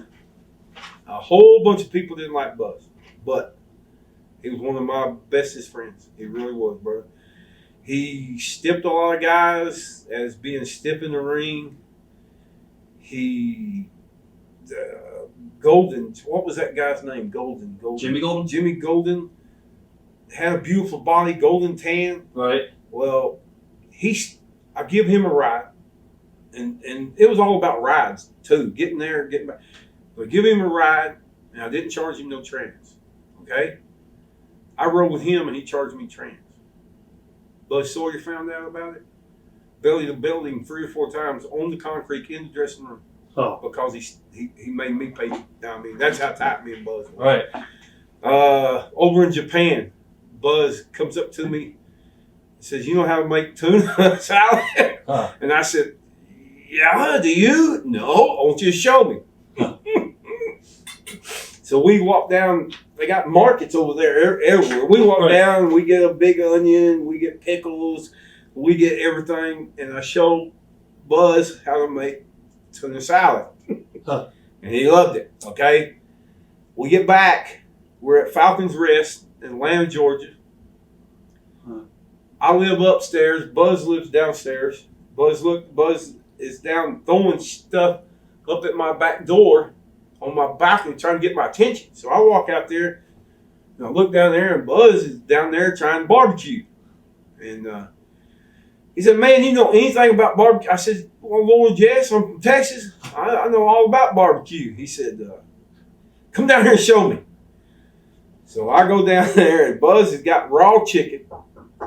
The cold's hardly not going. Right. And I wash the chicken off. He come on in, I don't care. No. I wash the chicken off. I said, "Buzz, you gotta get you. First thing you gotta do is you gotta get the coals going, brother. How you gonna cook this stuff? You gotta have heat." So I take the top off and I pile all them up and spray the stuff on them. We had to go get. There was a little convenient. We had to go get the lighter. Right. Pile up there, get the fire, get the coals going there, and I washed all that chicken off and salt, pepper, garlic, and so now you gotta let it cook.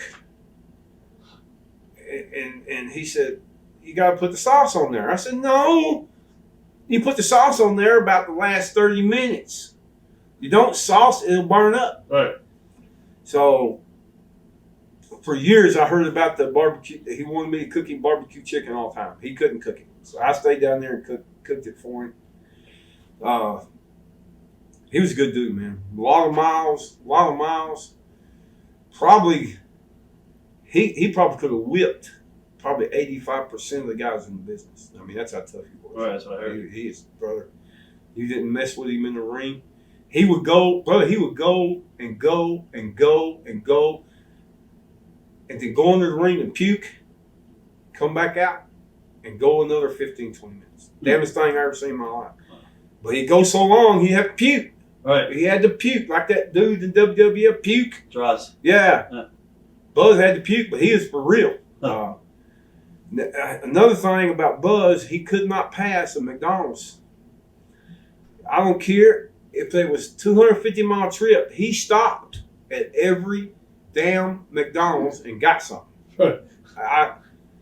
It was okay with me because I was drinking beer and pissing. Right. You know, but yeah, Buzz, he come down to Texas, him and Matt Bourne, and tagged them up and went right back to it. And I heard that he got in trouble with the mafia. Yeah. Down there, that's what I heard, cocaine. Right. Owed them a bunch of money. We were sitting, after we worked at Sportatorium, we had a bar called Manhattan. I don't even think it's there anymore. But we drank free.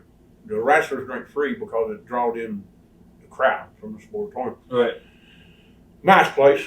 One night we're in there after the Sportatorium, and these 4 guys walk in there with Buzz still alive at this time, and kind of surround our table. And I'm like, you know, these some bitches ain't dressed right to be in here. You know, I said, this ain't right. They were 4 mafia guys. They said, "We find Buzz. We see Buzz. If y'all see Buzz, you better tell us." Drop a card on the table and open their coats up. Every one of them had 45 automatics. Open their coats up, put their coats back down, and walked out. About a month later, when Buzz was found OD'd, Buzz couldn't OD. A lot of people said that. In fact, I was talking to Gary Hart about it today, and Mm-hmm. he kind of said that he OD'd, but I heard otherwise as well. So Yeah, it's what was that other guy? God Gino Hernandez? Gino Hernandez. I wasn't never around him a lot, but same thing, same scenario with the Texas Mafia or Dallas Mafia or whichever one. Right. Got him too. Right. Yeah, so. What are your memories of working Terry Taylor? The Rooster. Right. The Red Rooster. Terry, he was a good worker, but I always thought he was a prima donna. Prima donna? Yeah, always. A stooge for the... Pretty much. Yeah. A lot of people have said that about him as pretty well. much. But I still, I liked him. And me and him made, when we was in Tennessee territory together, we was in Charlotte, Knoxville. I liked him. He was all right. Good guy. What about when Ron Bass left the territory? Who did you travel with? Oh, brother. I was here before Ron Bass come here. Right. I was friends with everybody. I never had enemies. The only Iron Sheik in me when I was greener,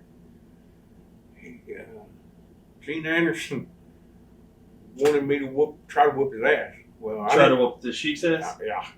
And brother, the Sheik was there, every bit of him. Okay. Right. And one night I come close. I was throwing stuff around in the dressing room, cussing him, and he just kind of laughed at me. And I'm glad he did because he'd kill me. But go ahead. How did you wind up in world class? How did that come about in 1987? It was 86. 86, okay. Yeah, because George Scott was a booker, and he knew that I was coming home. Okay. My first night in there was at Real Rogers Coliseum in Fort Worth, Texas. I walked in there, dropped my bag.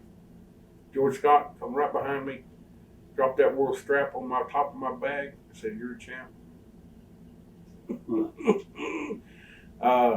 The reason I left because I was done here. Right. That's to answer the question, because I'll answer the question, but I'll go on. But to that, I was done here.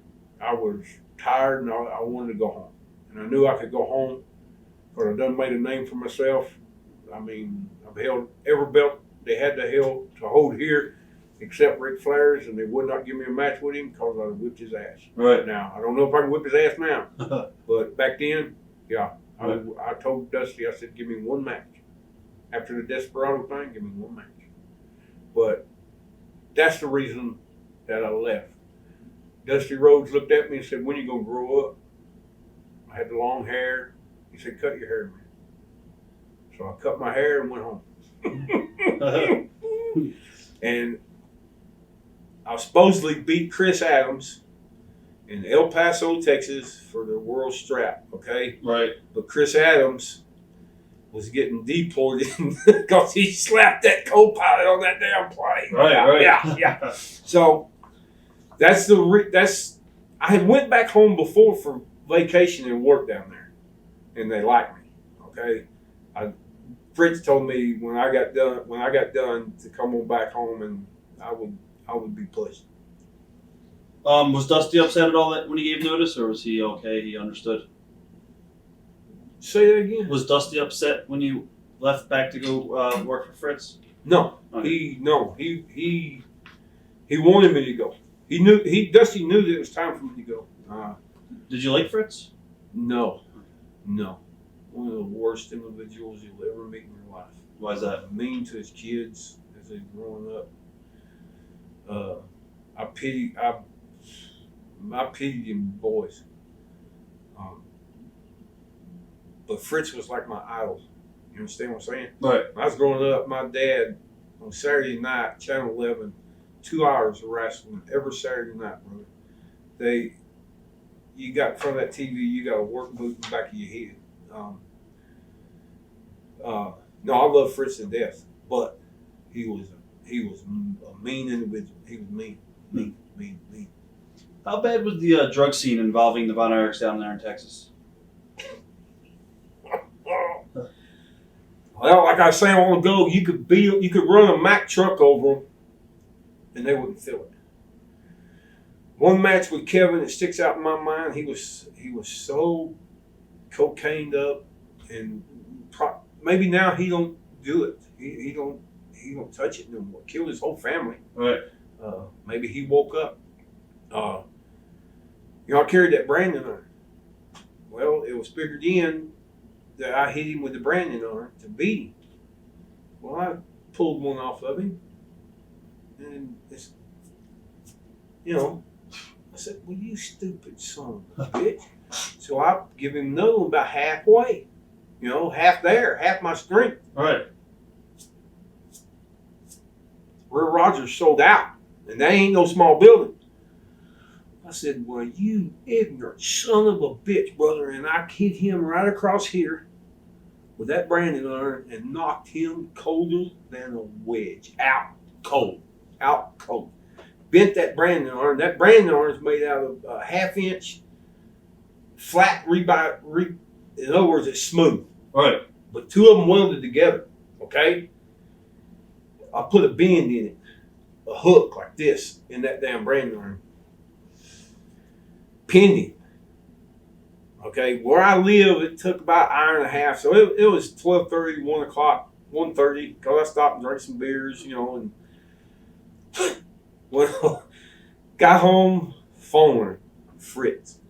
What are you doing to my boy? You trying to kill him or what? I said, Fritz, if you'd done that kind of stuff to him when he was growing up, maybe, just maybe, he'd be a tad bit better. Right. I hung that phone up. The next day when I was at the Sportatorium was the next night, and Fritz called me in his office and blessed me out, and All right. I said yes sir, no sir.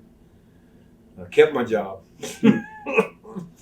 What are some of your memories of some of your matches with the Von Erichs? You remember Mike? Yes. Okay. We was in Louisiana, and it had to be 145 degrees in this little small tin building. Okay. Right. Rick Hazard was the referee, and I'm going, and I'm thinking this is one there. Bam Bam Terry Gordy told me to whip their ass.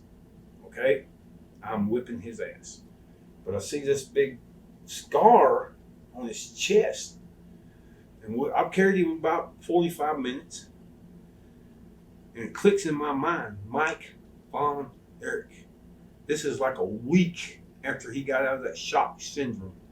Okay? Right. They had to pack him in ice. He went into shock syndrome. He was as white as that light right there. And I took him, I looked at Rick and I said, is this the one that just got out of the hospital with the shock syndrome? Rick said, yeah. I reached down and grabbed him by his hair, picked him up for a slam, slammed him, pulled him into my chest, cut a flip right over the top of him, pulled him right up over my chest, and I look at Harry and said, you better count 1, 2, 3. I'm fixing to get up and whoop your ass. Right. Me and Hazard was friends. Right. He could have told me, but I thought I was going to kill the boy. I thought he was going to die. Were you there down in Texas when any of the guys passed away? David was in Japan when that happened. So. I was with David on the tour in Japan when David died. They left him over there in that room. Manny was there too, right? Fritz, Manny was there. The Hector Guerrero, Jawa Guerrero, Brody. I think Brody, but Brody didn't stay in the same motel room we did. He had his own little thing. They left him in that room for 2 weeks and cut the AC off. It was an average 100 degrees a day. Said that when Fritz finally went over there, they wouldn't let nobody in that room. We was staying in there periodically in the same rooms, and he was laying in there. You could smell him. Oh. Said he was swelled up 3 times his size. What we heard is David he'd take a Quaalude and break it in 4 pieces. Me and David would type. Out of all of them, he come out to Atlanta and he come out and wrestle. Right. But he would take a quarter Quaalude and then he'd drink Jack Daniels. at the end of the night, he would finish the Quaalude, finish his Jack Daniels, and he'd go to bed. Well, he got over there, got the Quaaludes in over there. Ever how he did, I don't know, don't care. Right. And he bought him some sake. And when it hit and mixed with that Quaalude, they said it was just like a stick of dynamite going off on in his insides. It was just all mush in there. Oh. Because that sake is 3 times stronger than anything we got. Wow. So, yeah, I'm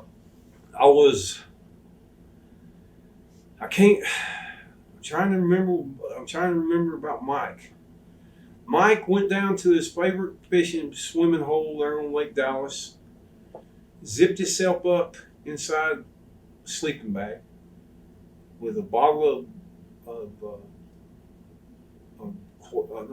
Valium. Right. I guess he ate the whole bottle, and there was a 6-pack of beer, and he drank about 3 or 4 beers, and that's where they found him. Kerry. Friday night, I wrestled Kevin Von Erich and get out the cage first. Me and him was in an angle. We were busting. It was ready to bust like the old days, brother. When me and him started that angle, no matter what he was doing, I would go jump him. No matter what I was doing, he would come jump me. Okay? And brother, he looked the part. I'm telling you. He looked the part. He just got back from WWF. He was up there as a Texas Tornado or some kind of bullshit. Right. We wind up in that cage. Wind up in the cage. I've got a picture at home where snapshot me coming through the cage, him coming up on his knees in the center ring, beating. Okay. Now we're going into a whole angle. The buildings are averaging like 10 grand already a night. Right. Okay? From maybe 800 to 1,000 a night. We got it up to 10 grand. Okay. He just got back from WWF. That night he goes out with his ex-wife and 2 little girls and asks, "Can we get back together?" And she says, "No way." He writes on the cloth of the table, "Tomorrow I'll walk with my brothers." Saturday morning he gets up, tells his dad, Fritz, I'm going out in one of the 4-wheelers or a Jeep or something, and I'm just going to go riding. Well, Fritz, he was gone for like 8, 9 hours, something like that.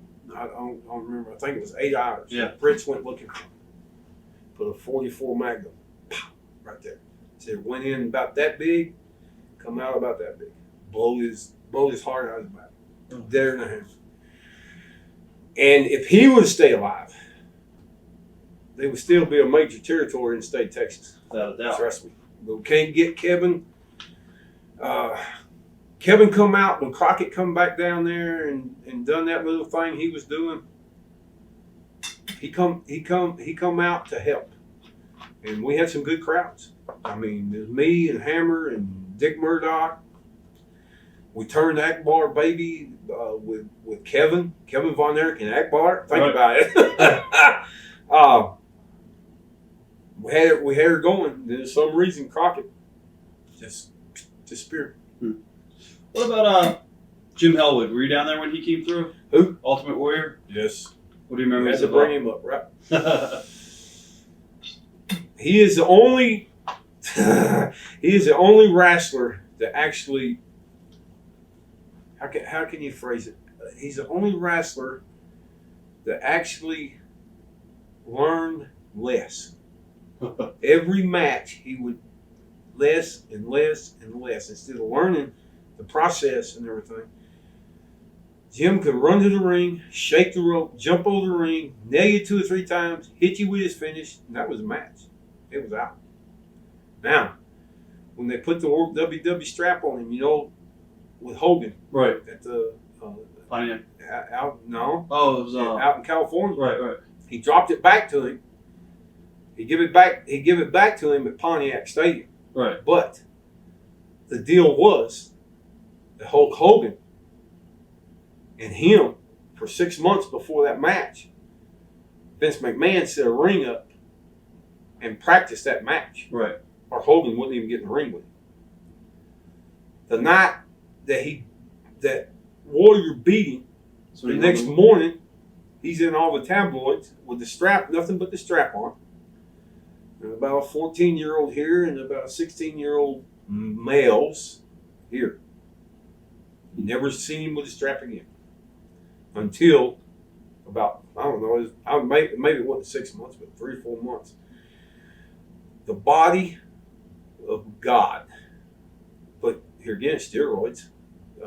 You don't get a body like that unless you're on steroids. This is what you get when you ain't on steroids. Right. You know. Now I'm 52, and I still get around pretty good. I got some stuff wrong with me. I got broke back, titanium L4, L5 fusion. Supposed to be titanium rods and titanium screws. Okay. Said I would never.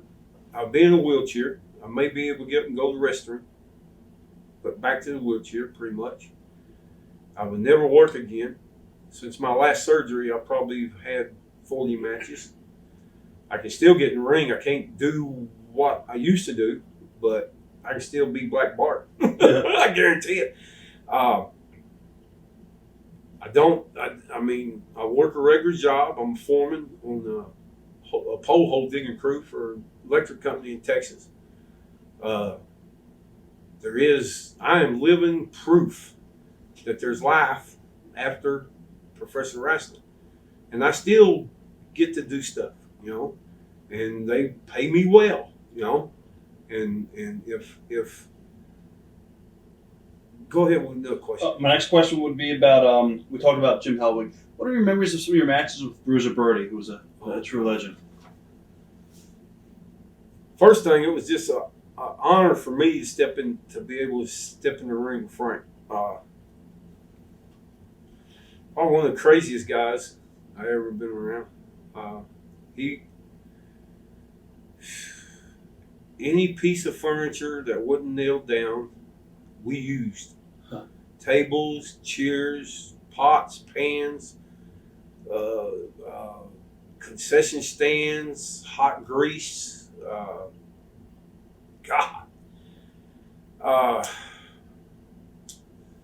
We'd get in a ring and just try to knock it, like I was telling you earlier, just try to knock each other. And we were friends, but it was a I don't know, but we'd actually try to knock each other out. He would hit me. He had that dead-gum white mask on, okay? He would hit me. I'd take a bump. And then he'd take and pull that mask up and show everybody it was Frank Brody. Put the mask back down and start pounding on my ass again. But he's dressed, same boots, same tights. Everybody knew, you know. All right. But some reason he would go like this and put it back down. And then people would go nuts, you know. Brody wasn't a pretty guy. I mean, kind of, me and him looked a lot alike. I tried to take his gimmick and put it into a Cowboys gimmick. Right. And Brody was like a mountain man from hell. Definitely. Stomping and snorting and doing this. Me and Akbar did this, you know. Nothing but respect for Frank Brody, brother. I'll tell you a story. I wrestled in Puerto Rico after Frank was killed. Was it hard for you to go back? That's my first time ever. Okay? My first time ever in Puerto Rico. Everybody that knows me knows that I carry in every pocket, I would have a knife. We're talking about you going in Puerto Rico. My first night over there, I sit down in a shithole dressing room. It looked like a damn sewer. I sit down, like I was saying on the other tape, I carry knives. Well, I carried one knife over there that when you open this knife up, it's about this long. It's got about a 6-inch blade. And I'm sitting there sharpening this knife. Right. Big knife. What's the guy's name that killed Brody? Jose Gonzalez. Jose Gonzalez comes in, drops his bag right by mine, and sits down right beside me. Okay? Right. And I know that he knows that me and Frank Brody are friends. Okay? I know it for a fact. I'm sitting there sharpening that knife, got a big dip in my mouth. I say, hey, son of a bitch. You ain't the only son of a bitch that carry a knife. You said that to him? I said it right to his face, brother. He picked his bag up, didn't say a word, not one word. Picked his bag up and walked out of that dressing room. I never saw him again on that tour. And I'm glad I didn't, because I would have went to jail. But you notice, ever since he killed Frank, he never come off that rock. Never. The Japanese mafia sent word to that guy. You come off of that rock, you're dead meat. Wow. No matter where you go or what you're doing, we will get you. Are you shocked that they didn't actually go to Puerto Rico and do something down there? I'm shocked that the Japanese mafia did. Right. Now, you gotta over in Japan, the mafia is, I guess, not that bad. I don't know. Every building you go to, they got a whole section. A whole section, like the A section and B section. And if you want to have fun, you wait off in them and throw shit around. Right. And yeah, like, you know, I don't know if you ever seen Frank over there, but Yeah. Frank could go up there and swing a chain. He was like a god over there. I went over there with, first time I went, I carried lariats. And they would all gather up. And I'd take them lariats and I'd rope them. And then pull, like I'm pulling them, a whole bunch of them, you know. But it's strange to me, for one thing, nothing ever come down on that guy. And supposedly, ain't that the United States of America? Yeah. Yeah, that's what I thought. This is my story about Puerto Rico. I got on that rock. They took my passport. Every payday, I think I was there 3 weeks. Okay? First time ever, Black Bart had whipped 3 guys at the same time. That's how wet they were pushing me for their anniversary show. Well, brother, they sell rocks to the kids, walk around with buckets of rocks, sell them for 25 cents a piece. Throw at the wrestlers. Right. Okay? The worst shithole I've ever been in my life. If Carlos Colon can hear this, he is too. Because he did this is the deal. Was Victor Javica there too? Yes. Yeah. Oh yeah. He's a real great guy. Okay? He had to go to that office every Wednesday and just damn near fight for your money. Fight. They kept looking at me and saying, why are you so serious? I said, I'm so serious because I'm trying to feed my family, and you sons of bitches owe me money, and I want my money. Right. Because they would take all the monies and go gamble. That's what everybody said Carlos had a gambling problem. Exactly. Big time. If you wasn't there Monday morning when they opened that office, you didn't get paid. Okay? 1 week before the anniversary show, we ain't wrestling. So they don't tell me this when I go over there. They tell me why I'm on that rock. I told them, I said, I want airplane ticket to fly home. And then I'll come back. You can fly me back for the anniversary shows. Right. And I will come back. Yeah, right. I got home. The stupid son of a bitches paid cash money for that ticket. It's like $1,900. Well, they owed me for like 3 or 4 shows. Okay? I took it right, got to DFW airport, walked right up to the ticket stand. So I want to cash that last half of that ticket in. Peeled off $1,900, put it in my wallet, and ain't never been back, and I will never go back. It's the worst hell I've ever spent in my life. What about working with Chris Adams down there in Texas? Chris is dead, so he can't defend himself. I like Chris, all right. His super kick could be stiff every now and then. And, you know, it's a look, when you're giving your body to somebody, so many times, I wrestled him, God, I can't even count the times I wrestled Chris Adams. But sometimes it would be perfect. and then sometimes he would knock your head off. Right. You know, and as far as I hate wrestling because I never knew when the tater was coming. You wound up back in Crockett territory after Dallas, I believe, for a little bit. How did things change? Oh God, Chris Benoit was over in Japan on both trips that I was over there. He was over there training,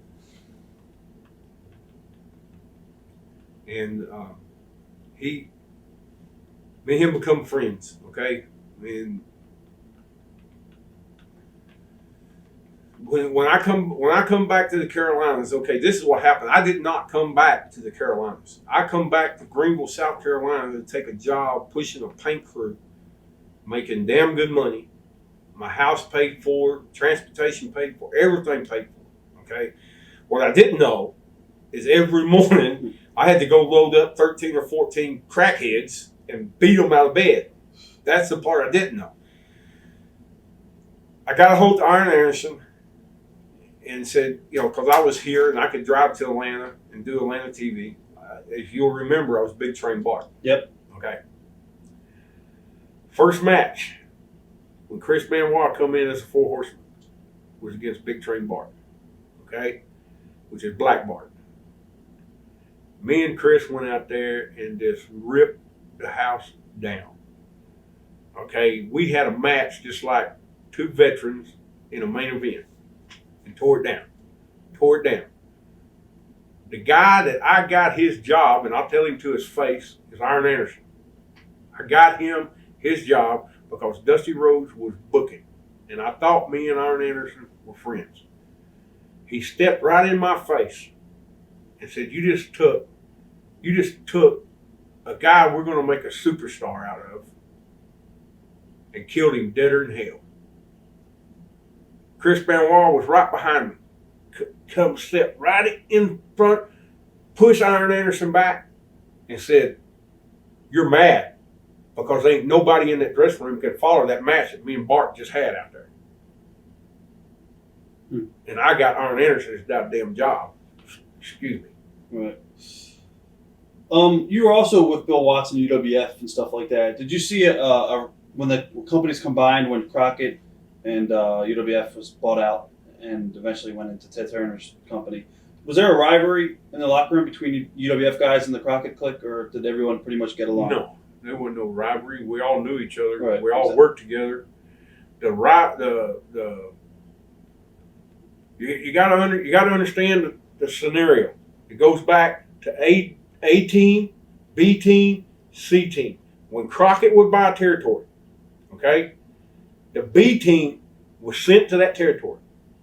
Lock, stock, and barrel. Move your ass. Right. Load up U-Hauls and haul your asses. Okay? We get there, we build it up. We make it strong again. And whatever talent's there, we use. Whatever talent that ain't worth a damn is out of there. Right. We build it up. Get the buildings averaging 15, 20 grand a night. Right. A team comes in and kills it deader than hell. Okay? And then you stay there or you move on to the next territory and you build it back up again. When you got it built back up again, boom. Me and Ronnie Garvin, Atlanta, Georgia, when the big takeover, Crockett took it over. Right. Okay? They sent us to the Atlanta territory. It was deader than Kelsey's nuts. Dead. We built that damn thing back up to we selling out Omni. The A team would come in. We would go down on the card. They would be in the upper matches. They would leave, and then we had to rebuild it all back up again. That's the way that worked. Now, I'm going to get this out. If Jim Crockett and Vince McMahon Jr. would have stayed in their areas, we would all still be working today. But no, Jim Crockett and Vince McMahon had an ego against each other. And the bad thing about it, Vince McMahon was on the board with Ted Turner. He was on the stinking board. and them bitching and arguing about guys switching back and forth, and they were all in. They were all in it. I swear, they were all in that clique. Right. And I don't know if it was monies or politics, but he was on the board for 10 years at WCW. Speaking of UWF, what are your memories of guys like Eddie Gilbert and Boss Man Big Bubba, and of course Dr. Dusty Williams? And here again, me and Ray Traylor was damn good friends, brother. He was damn near like me and Mike Davis, but he was. Oh man, Ray was. He loved them damn little buggies, BMW, not BMW. God dang it, the little Beetles, the little Beetles. Well, he would take them. Okay, friend of ours on the other side of the shop right here had 75 acres or something. Right. Well, they would buy them damn things and rack them down and put roll bars on them, and then they would get out there and go nuts. I mean, flipping them and all kinds of stuff. And what did I do with that damn thing? The helicopter's behind it. He was my friend. WWF for Ray Traylor, I think it was too much. It was too much to handle. I don't remember how he died. Heart attack. He died of a heart attack. Right. Probably booze and Gimmicks. and give me another one of them names. Eddie Gilbert. Eddie Gilbert. I was around Eddie a little bit out in Texas when Tennessee took over, come in and took over the Texas. Right, when Jarrett sent guys. Right. And I liked Eddie, but he was a weird bird, man. I mean, he was in a zone all by himself. A lot of people said that about him. Me and his brother was tighter. Doug Gilbert. We were tighter. What about Dr. Death, Steve Williams? He's gonna be here tomorrow too, ain't he? Yeah. Yeah. When we was in Louisiana Territory, Dr. Death Steve Williams was a junior in college. All-American football, All-American Olympic style, Greco-Roman wrestling. The break between his junior year and his senior year, it was our job as heels, as a group of heels, to train him on the job.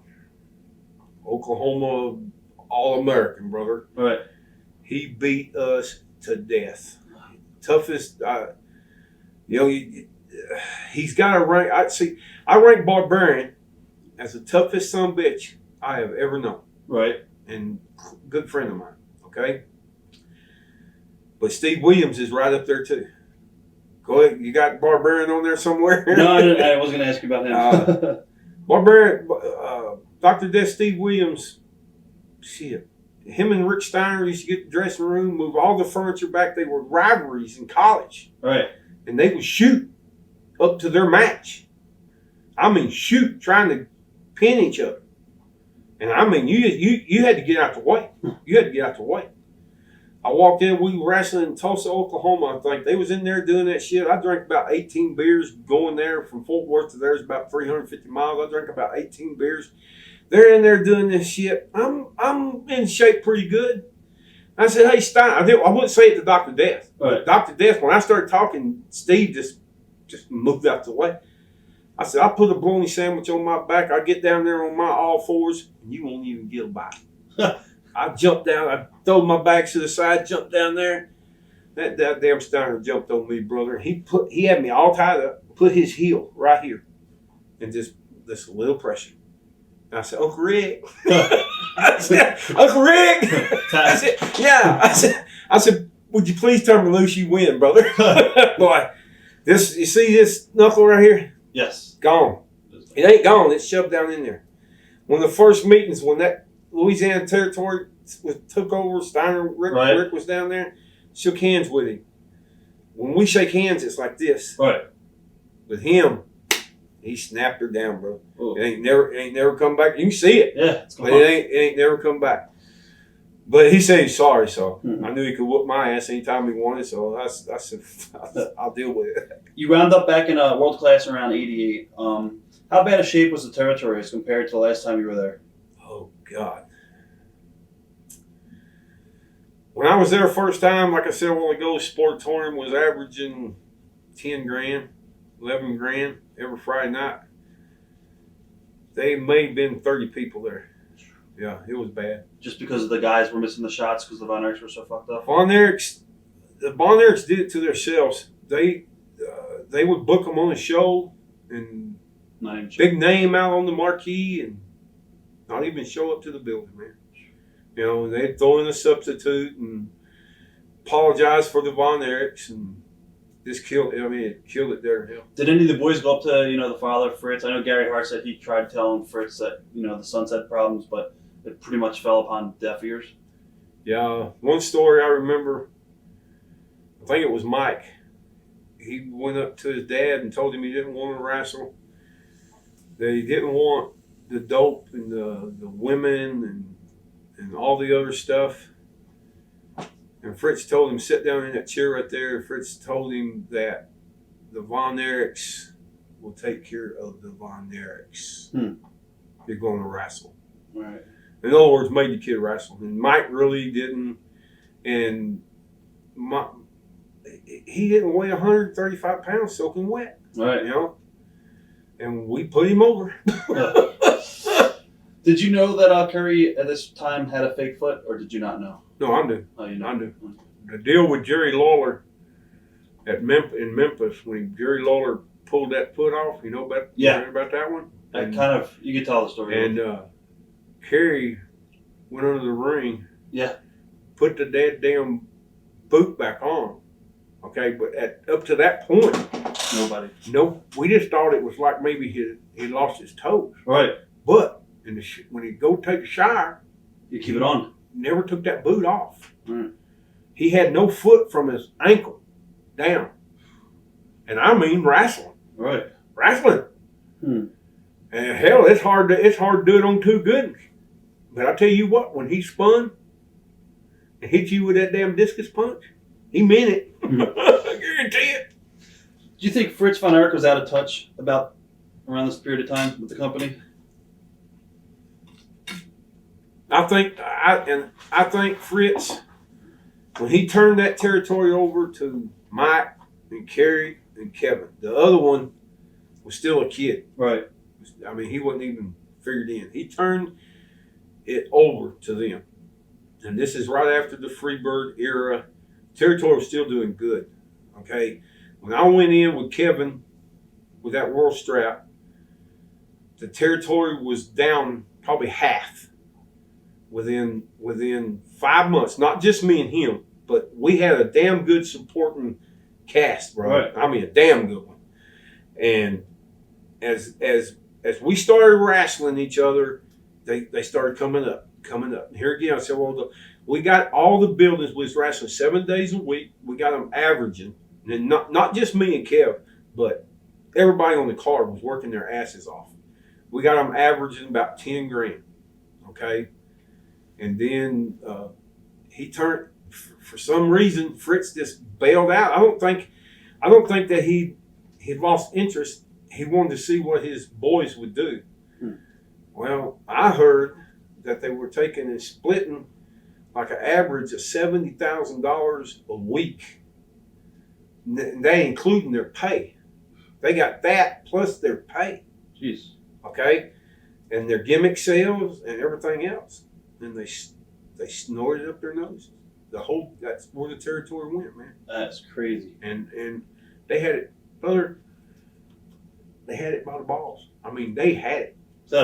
Fritz said, "Here it is. I'm leaving. I'm done." And them boys shot her down the tube, bro. They started no showing, press conferences. I mean, they were like gods. Right. And when the gods don't show, the people finally going to quit coming. You know. You also worked with Bill Irwin down there. What do you remember working with Bill? Loved Bill. hit you with that whip, and it, God almighty, hurt. But other than that, he was a pretty good wrestler. I knew his brother up here, Big Scott, Irwin. Right. I traveled with him and Bill E a lot. I actually knew Scott before I knew Bill, but me and Bill were tighter, than Scott, because Scott died. You ended up working for Dusty, who opened up a company, PWF, and I believe you teamed up with Hangman Bobby Jaggers. God almighty. I love my beer. And I still do this very day. But Bobby loved it more. He loved it more. Probably two of the most talked about wrestlers in professional wrestling is Black Bart and Bobby. I carried him so many nights it wasn't even funny because he's so damn drunk he couldn't hit his ass with both hands. But when he got in there for the comeback or the finish, he was there. He was there, brother. He was there. Loved him to death. Jaggers. What are your memories of a young Dustin Rhodes who you just saw moments ago? God almighty. Okay, I told you earlier that me and Dusty are tight. You'll never hear me say anything bad about Dusty Rhodes. Right. But after the Tennessee territory, the Texas territory, back to the Carolinas, and then back to Texas, Dusty Rhodes sent his son and called the promoters, and you put my son with Black Bart. Is this when you were down in Memphis? That too. Memphis too. Yeah, Memphis too. It was 3 or 4 territories back to back for like 4 years, 4.5 years.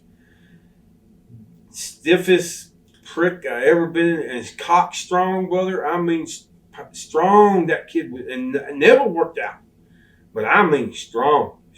He hugged me down there a while ago, and I had to. I asked him to turn me loose because I got this thing going on up here, and, right. and it's done been smacked 2 or 3 times, and I'm going to the doctor with it Monday morning, Monday afternoon, and what really pissed me off, he asked me for a dip of snuff and then put the whole can of snuff in his damn mouth, and what was left, and put it in his damn pocket. I saw that. Yeah. He was craving it before he got here. So. Yeah, well, he said he sent 2 marks. He sent 2 marks to get him, and he said, I think they took my money and ain't coming back. Did you like working down in the Memphis territory? Because a lot of guys said, Jerry Jarrett was really cheap as far as some of his payoffs and the road travel was. I kind of went in there on a set payoff, set salary. So you knew what you were in for. Well, brother, working for Jerry Lawler, Jerry Lawler can kiss my ass, brother. He called me. I told him I'd come in there and I'd do what I could to help him build it back up. It was deader than Kelsey's nuts. Everything that has been anything either come through Tennessee or the Sportatorium in Texas or the Sportatorium in Tampa, Florida. I asked Lawler on the phone before I went down there. I said, I asked one thing, and one thing only of you. When you go to give me my notice, give me a couple of weeks where I can get into another territory. Right. That son of a bitch give me my notice point blank. And he told me he'd give me 2 weeks. We was in Memphis Coliseum the night that he sent a piece of paper. Didn't have the balls to come tell me to my face. Because he knew. I searched every nook, cranny of that building, and I couldn't find him. Because if I had found him, I'd have whipped his ass. Because I had 2 kids, young kids, right. And a wife that I was trying to feed. We talked that you went back to WCW and you did the Desperados gimmick and stuff like that. Eventually, you wound up in Global, that was run by Joe Pedicino. Some guys that were down there, I'll just name briefly. You could give your comments on them. We talked about Bradshaw and Bobby Duncan Jr. earlier, how you were responsible for training them. What about your memories of Mick Foley and Scott Levy, who later became Raven? There was me and Cactus Jack seemed like I would be leaving and he'd be coming, or I'd be coming and he'd be leaving. Right. Okay. And I think our gimmicks in the same territory where it clashed anyway, because I did the goofy shit, jumping off the rope, dropping my ass on and tables and cheers. Cactus Jack carried it to another level, brother. I would never jump off a goddamn cage match onto a TV table. Fear of not being able to work tomorrow night. Right. Okay. But Cactus Jack's a cool guy. Like I say, I wasn't around him a lot, but I mean, I know him. What about Raven? Did you know him that well? Didn't know him at all. Okay. This the only thing I seen on Raven, and I thought really sucked, was when he would sit down in the corner and go into that goofy ass trance. I didn't buy it. You were responsible for training some guys. Did you train the Steiners a little bit? A little bit. Sting a whole bunch. The Sting appreciated it. Last time I seen Sting, he talked to me just like I seen him, just like we've been together. Like I said earlier, we don't. If we're not in a territory together, we don't communicate. Right. We got, like, my numbers never changed. My number's the same, and all the guys that's got my number, I would love to talk to some of them. What about Necro Butcher? Somebody said that you trained Necro, and you guys had a falling out. I will get up and slap you in the mouth the next time you mention his name. Okay, you don't like him at all. I trained him. Okay. He was like my son. Okay. I'm just playing about getting up slapped. Okay. I'm just playing. Right. Um. I was ready to run to the door. Okay, I had a school. Right. Okay. My school was out in my yard. All right. Ring set up. Guys would come down on Friday night. Dylan is his real name. Would come to my house with his 6 kids and wife Friday night and not leave till Sunday late. Okay. As close. I had a littler son, Joshua, but as close to a son that I had ever had, okay? Growed up a little bit, or I thought was growed up. Right. I trained him. In my training camp, you're going to be there a year. And then I promise you nothing. I promise you one thing. You'll be able to get in the ring and you will can wrestle anybody that gets in the ring with you and have a good match, as long as you're willing, right, and the other guys willing. But the deal with Dylan was we wound up in a little spot show. He was to hit the ring, take a cheer, hit me in the stomach with the cheer. The other baby faces come running down and run him off. He got it in his head, I guess, that he could knock me out with that cheer.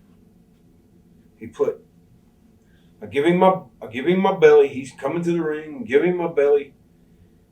From the floor, this way. He hit me with the rim of the chair. I don't know if you can see that right there. 16 staples. All the way back. 16 staples. Right there. I hold my hand like this right here, and I count 1,001, 1,002, 1,003. Blood is filled upon my hand, rolling all out onto the camera. Right. I'm still standing. Well, Dylan looks at me, and he's still standing there. I said, "Well, you stupid son of a bitch." I picked the chair up, and I catch him. He's just standing there. I catch him right upside the head. Boom. This is on tape. Right. Catch him right upside the head like that. He goes over. About halfway, I cop and hit him again. He goes down to the mat. His head hitting the mat at the same time. I come down with the base of that chair. When I come down with the base of that chair just folds over the top of his head. Now, I found out later he's on crack. Cocaine. But that's hearsay. Right. And I don't know that for a fact. I walk back there to the dressing room. I got the towel. My wife, Bonnie, has been with me throughout the years. Never come to that ring. Never come to ringside. Never to check on me. That night, she come to the ring. and checked on me because he thought I was, and I was, but he couldn't knock me out. Right. And I went back to the dressing room, and I told him, I said, you pack your shit, you load up. I don't never want to see you again. And you are the second person that's asked me the question about Necro Butcher. Right. Okay? I love him to death.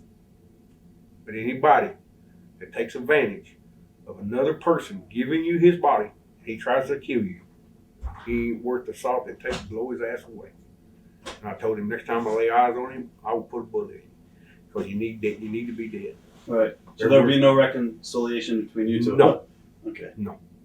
Are you surprised at how things turned out for him now that he's pretty much doing all deathmatch garbage stuff? To be honest with you, I didn't know that he was doing any damn thing up to I done a radio interview, simulcast, I guess, to New York and one up in Ohio or someplace, and they asked me the question about Dylan, and I've tried to erase him from my memory, but y'all keep bringing him up, and to this very day, if he come in here and he started running his mouth, he would have to whoop my ass. Right. I wouldn't shoot him or kill him or anything like that, but I damn sure would whoop his ass, or he'd whoop mine. You worked with the Undertaker before you got to Gimmick. What are your memories of working with Mark? You know, Mark did all them. He did all them damn monsters out in Tennessee. He was every one of them monsters. Other than one guy come in that was as tall as him, and I think he was Frankenstein. He was right. Jerry Lawler got a, he was right. The Wolfman against Dracula, the Mummy. Yeah. He paid his dues. I'll put it like that. He was with me out in Texas. He was with me in Tennessee. Is it true that when he went down to I guess he wanted to get a job with World Class, and Brody took him in the ring and stretched him? Did you hear that? Yeah. Brody beat. Brody didn't stretch it. Brody just beat the living shit out of it. Right. Yeah. Brody wasn't a shooter. He's what I was trained. Brody was a ripper and a tear and just beat your brains out. Your son wants to become a wrestler. What are your thoughts on all that? How do you know that? Somebody gave me the question to ask. Is it true or? Yeah, he wants to become a wrestler. Joshua was when he was 5-6 years old. He watched my sister tape every damn thing I'd done on TBS. Everything I'd done, if it was on TV, she taped it. Right. Joshua, when he was 7 or 8, 9 years old, he could cut an interview just like me. He could get in the ring and do every move that I done, but I never could get him come off the rope. Right. He had a fear. Yeah, he had a fear. I want Joshua to be like any other dad, a lawyer or a judge or something respectable. I ain't saying professional wrestling is not respectable, but there's not. If you don't kiss Vince McMahon's ass, you ain't going to get a job. I was going to ask you about Vince. I think in an interview you said that Vince sent some people after you to see if you were a switch hitter. Can you elaborate on that?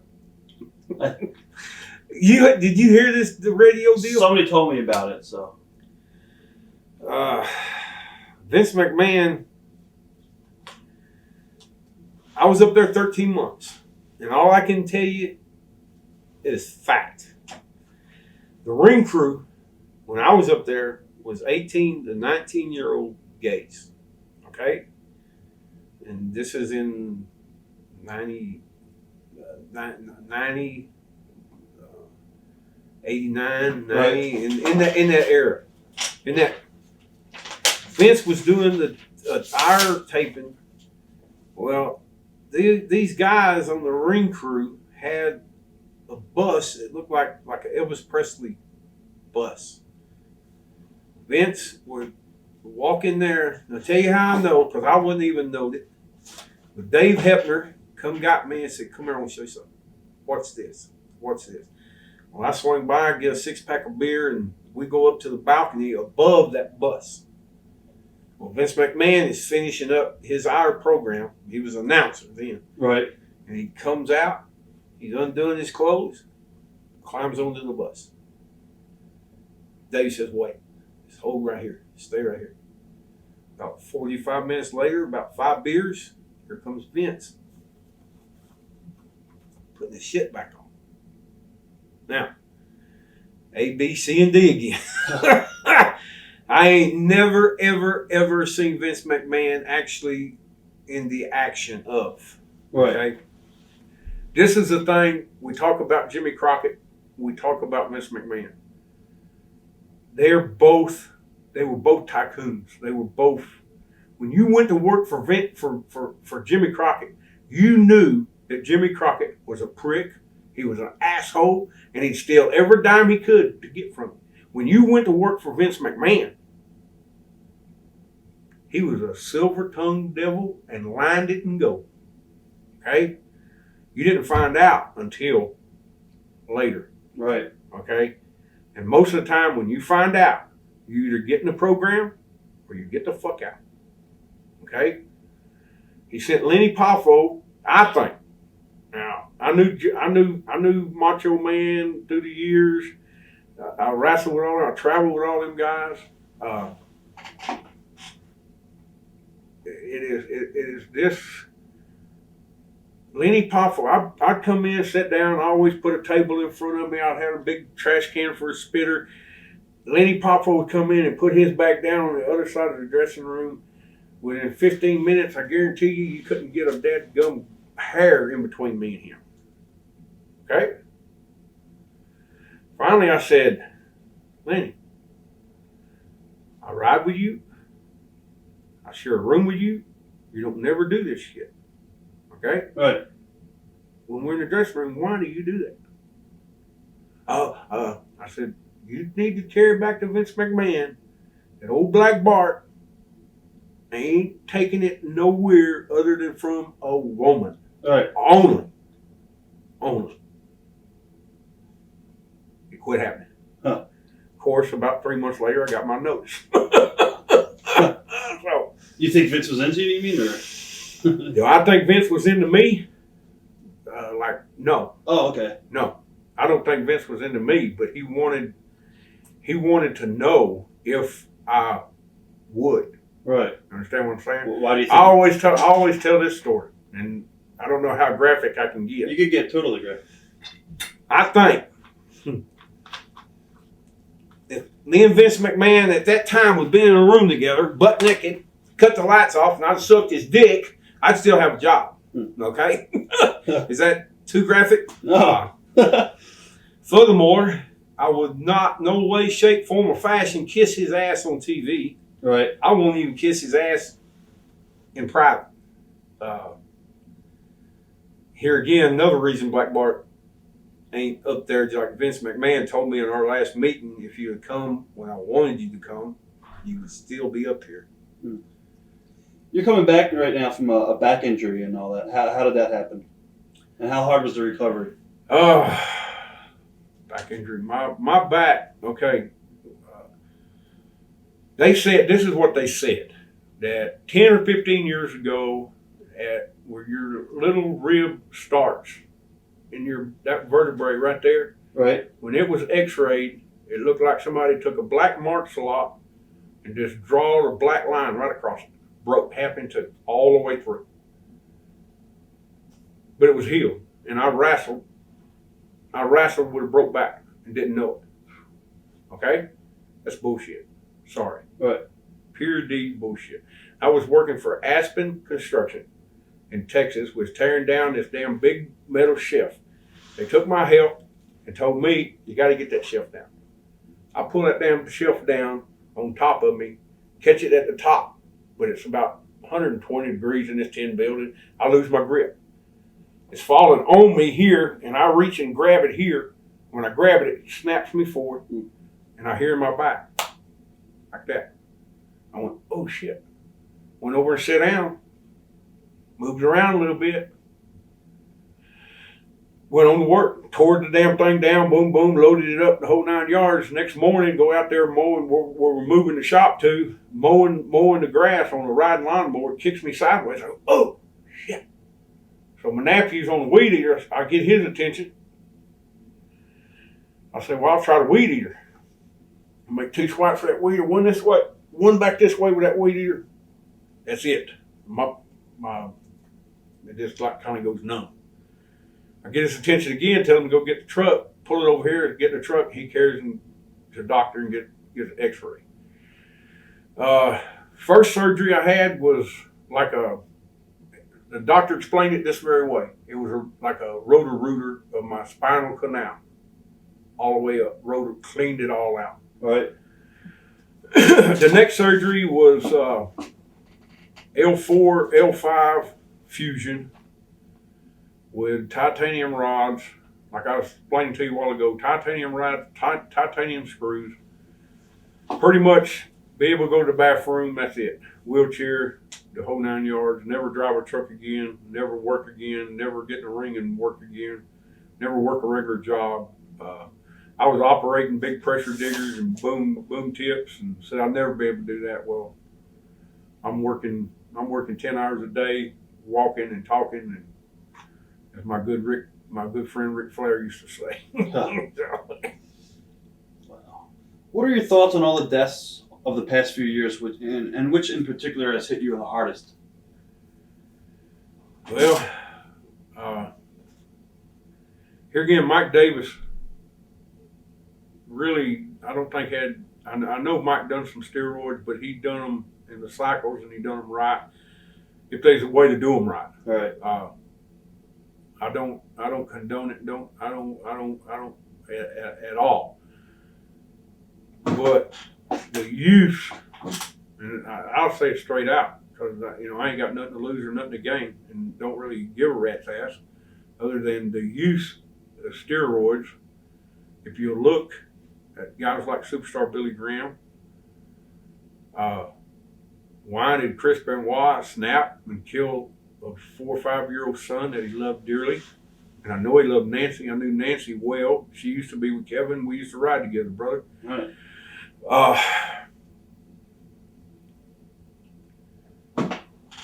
Understand this, and everybody that sees this, understand this. I do not condone what Chris Benoit done.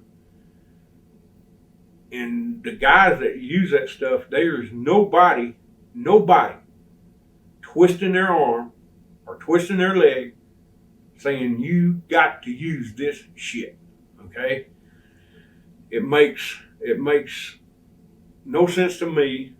I wrestle, I'm still in wrestling, I still wrestle, and I have never, ever in my life took steroid or enhancements or anything like that. I never have. Of course, I'm 6'4" and I'm big. So, and I mean, I've weighed up as much as almost 375 pounds, 380. And I felt better then than I did when I was 285. But the thing about the steroids, and when I was in the WWF, Vince, I witnessed this with my own eyes. Certain buildings, at certain times, mainly the California buildings, every one of them, when you go out there, there would be a table set over here, another table here, another table here, another table here, with lines of wrestlers. You could get pain pills, sleeping pills, any kind of damn dope with a script. Cocaine, steroids, it was all there, every bit of it. And it did take a brain scholar to figure out who was paying them doctors. Okay? The pressure is from Vince and promoters, not just Vince, but Jimmy Crockett's, all the promoters down, Ed Watts, all of them. I want you to look good on TV. Thing that sticks out in my mind the most. It wasn't Junkyard Dog. Superman. He wrestled with Superman. Tony Atlas. I got this on tape. I'm wrestling Tony. George Scott tells Tony, I want you to go to the ring and Bart's going to make you shine. Huh. So Tony goes over to his bag and gets out 2 or 3 bottles of baby oil and just covers himself in baby oil because the booker wanted him to shine. I walked over there and I said, Tony, I can't do nothing with you. Right. Nothing. He said, but brother said, oh, you wanted me to shine. I said, Tony, I'm going to make you shine. Not Right. That's you know, mentality. wipe the shit off, and I'm going to make you shine. Right. Okay. that is the mind of a promoter saying, I'm going to pay you $5,000 a week. I want you to take steroids. I want you to look good. Right. There's your pressure. There's where the pressure lies. They come up to me, said, I want you to take steroids. And I tell them, hey, you want me to take steroids? I ain't taking them. If I ain't big enough for you and I don't look good enough for you, then send me on down the road. Right. Because I am not. Now, I've done everything else. Huh. But I was smart enough to quit. Right. You know, I was smart enough to say when. That's the key. You got to say when. There is life after wrestling, brother. And I'm living, walking proof. The only belts that I ain't held is probably, I didn't hold none of the WWF belts because I was just being punished. Right. Okay? But from that territory on down the ranks, I've held them. I've held every one of them. And I have, and I'm going to end it like this. I love professional wrestling. I love what it meant. All the guys dying and all that stuff. I look at it like this. When your number's up, it don't matter, brother. When the good Lord calls you home, don't matter what you've done, what you said, or where you're going. You're going home, period. All them guys' numbers were up. That's what it, nobody held a gun to their heads. Nobody, you know, there's no, and really there's no explanation. But me, when they plant me in the ground, I love professional wrestling. Still watching? Yeah, no. I try. Right. But brother, when I see a punch missed by that much and a guy flopping around like a fish out of water, it's a slap in the face, a kick in the nuts of what I love and I've dedicated my whole life to. Okay? Made good money, made damn good money, but the main thing is I love wrestling. I love what it used to stand for, not what it stands for today. And if I can, anytime, anywhere, help it get back to the way it was, I will. I will. And that means training. That means anything that I can do. I will do my damnness to get her back.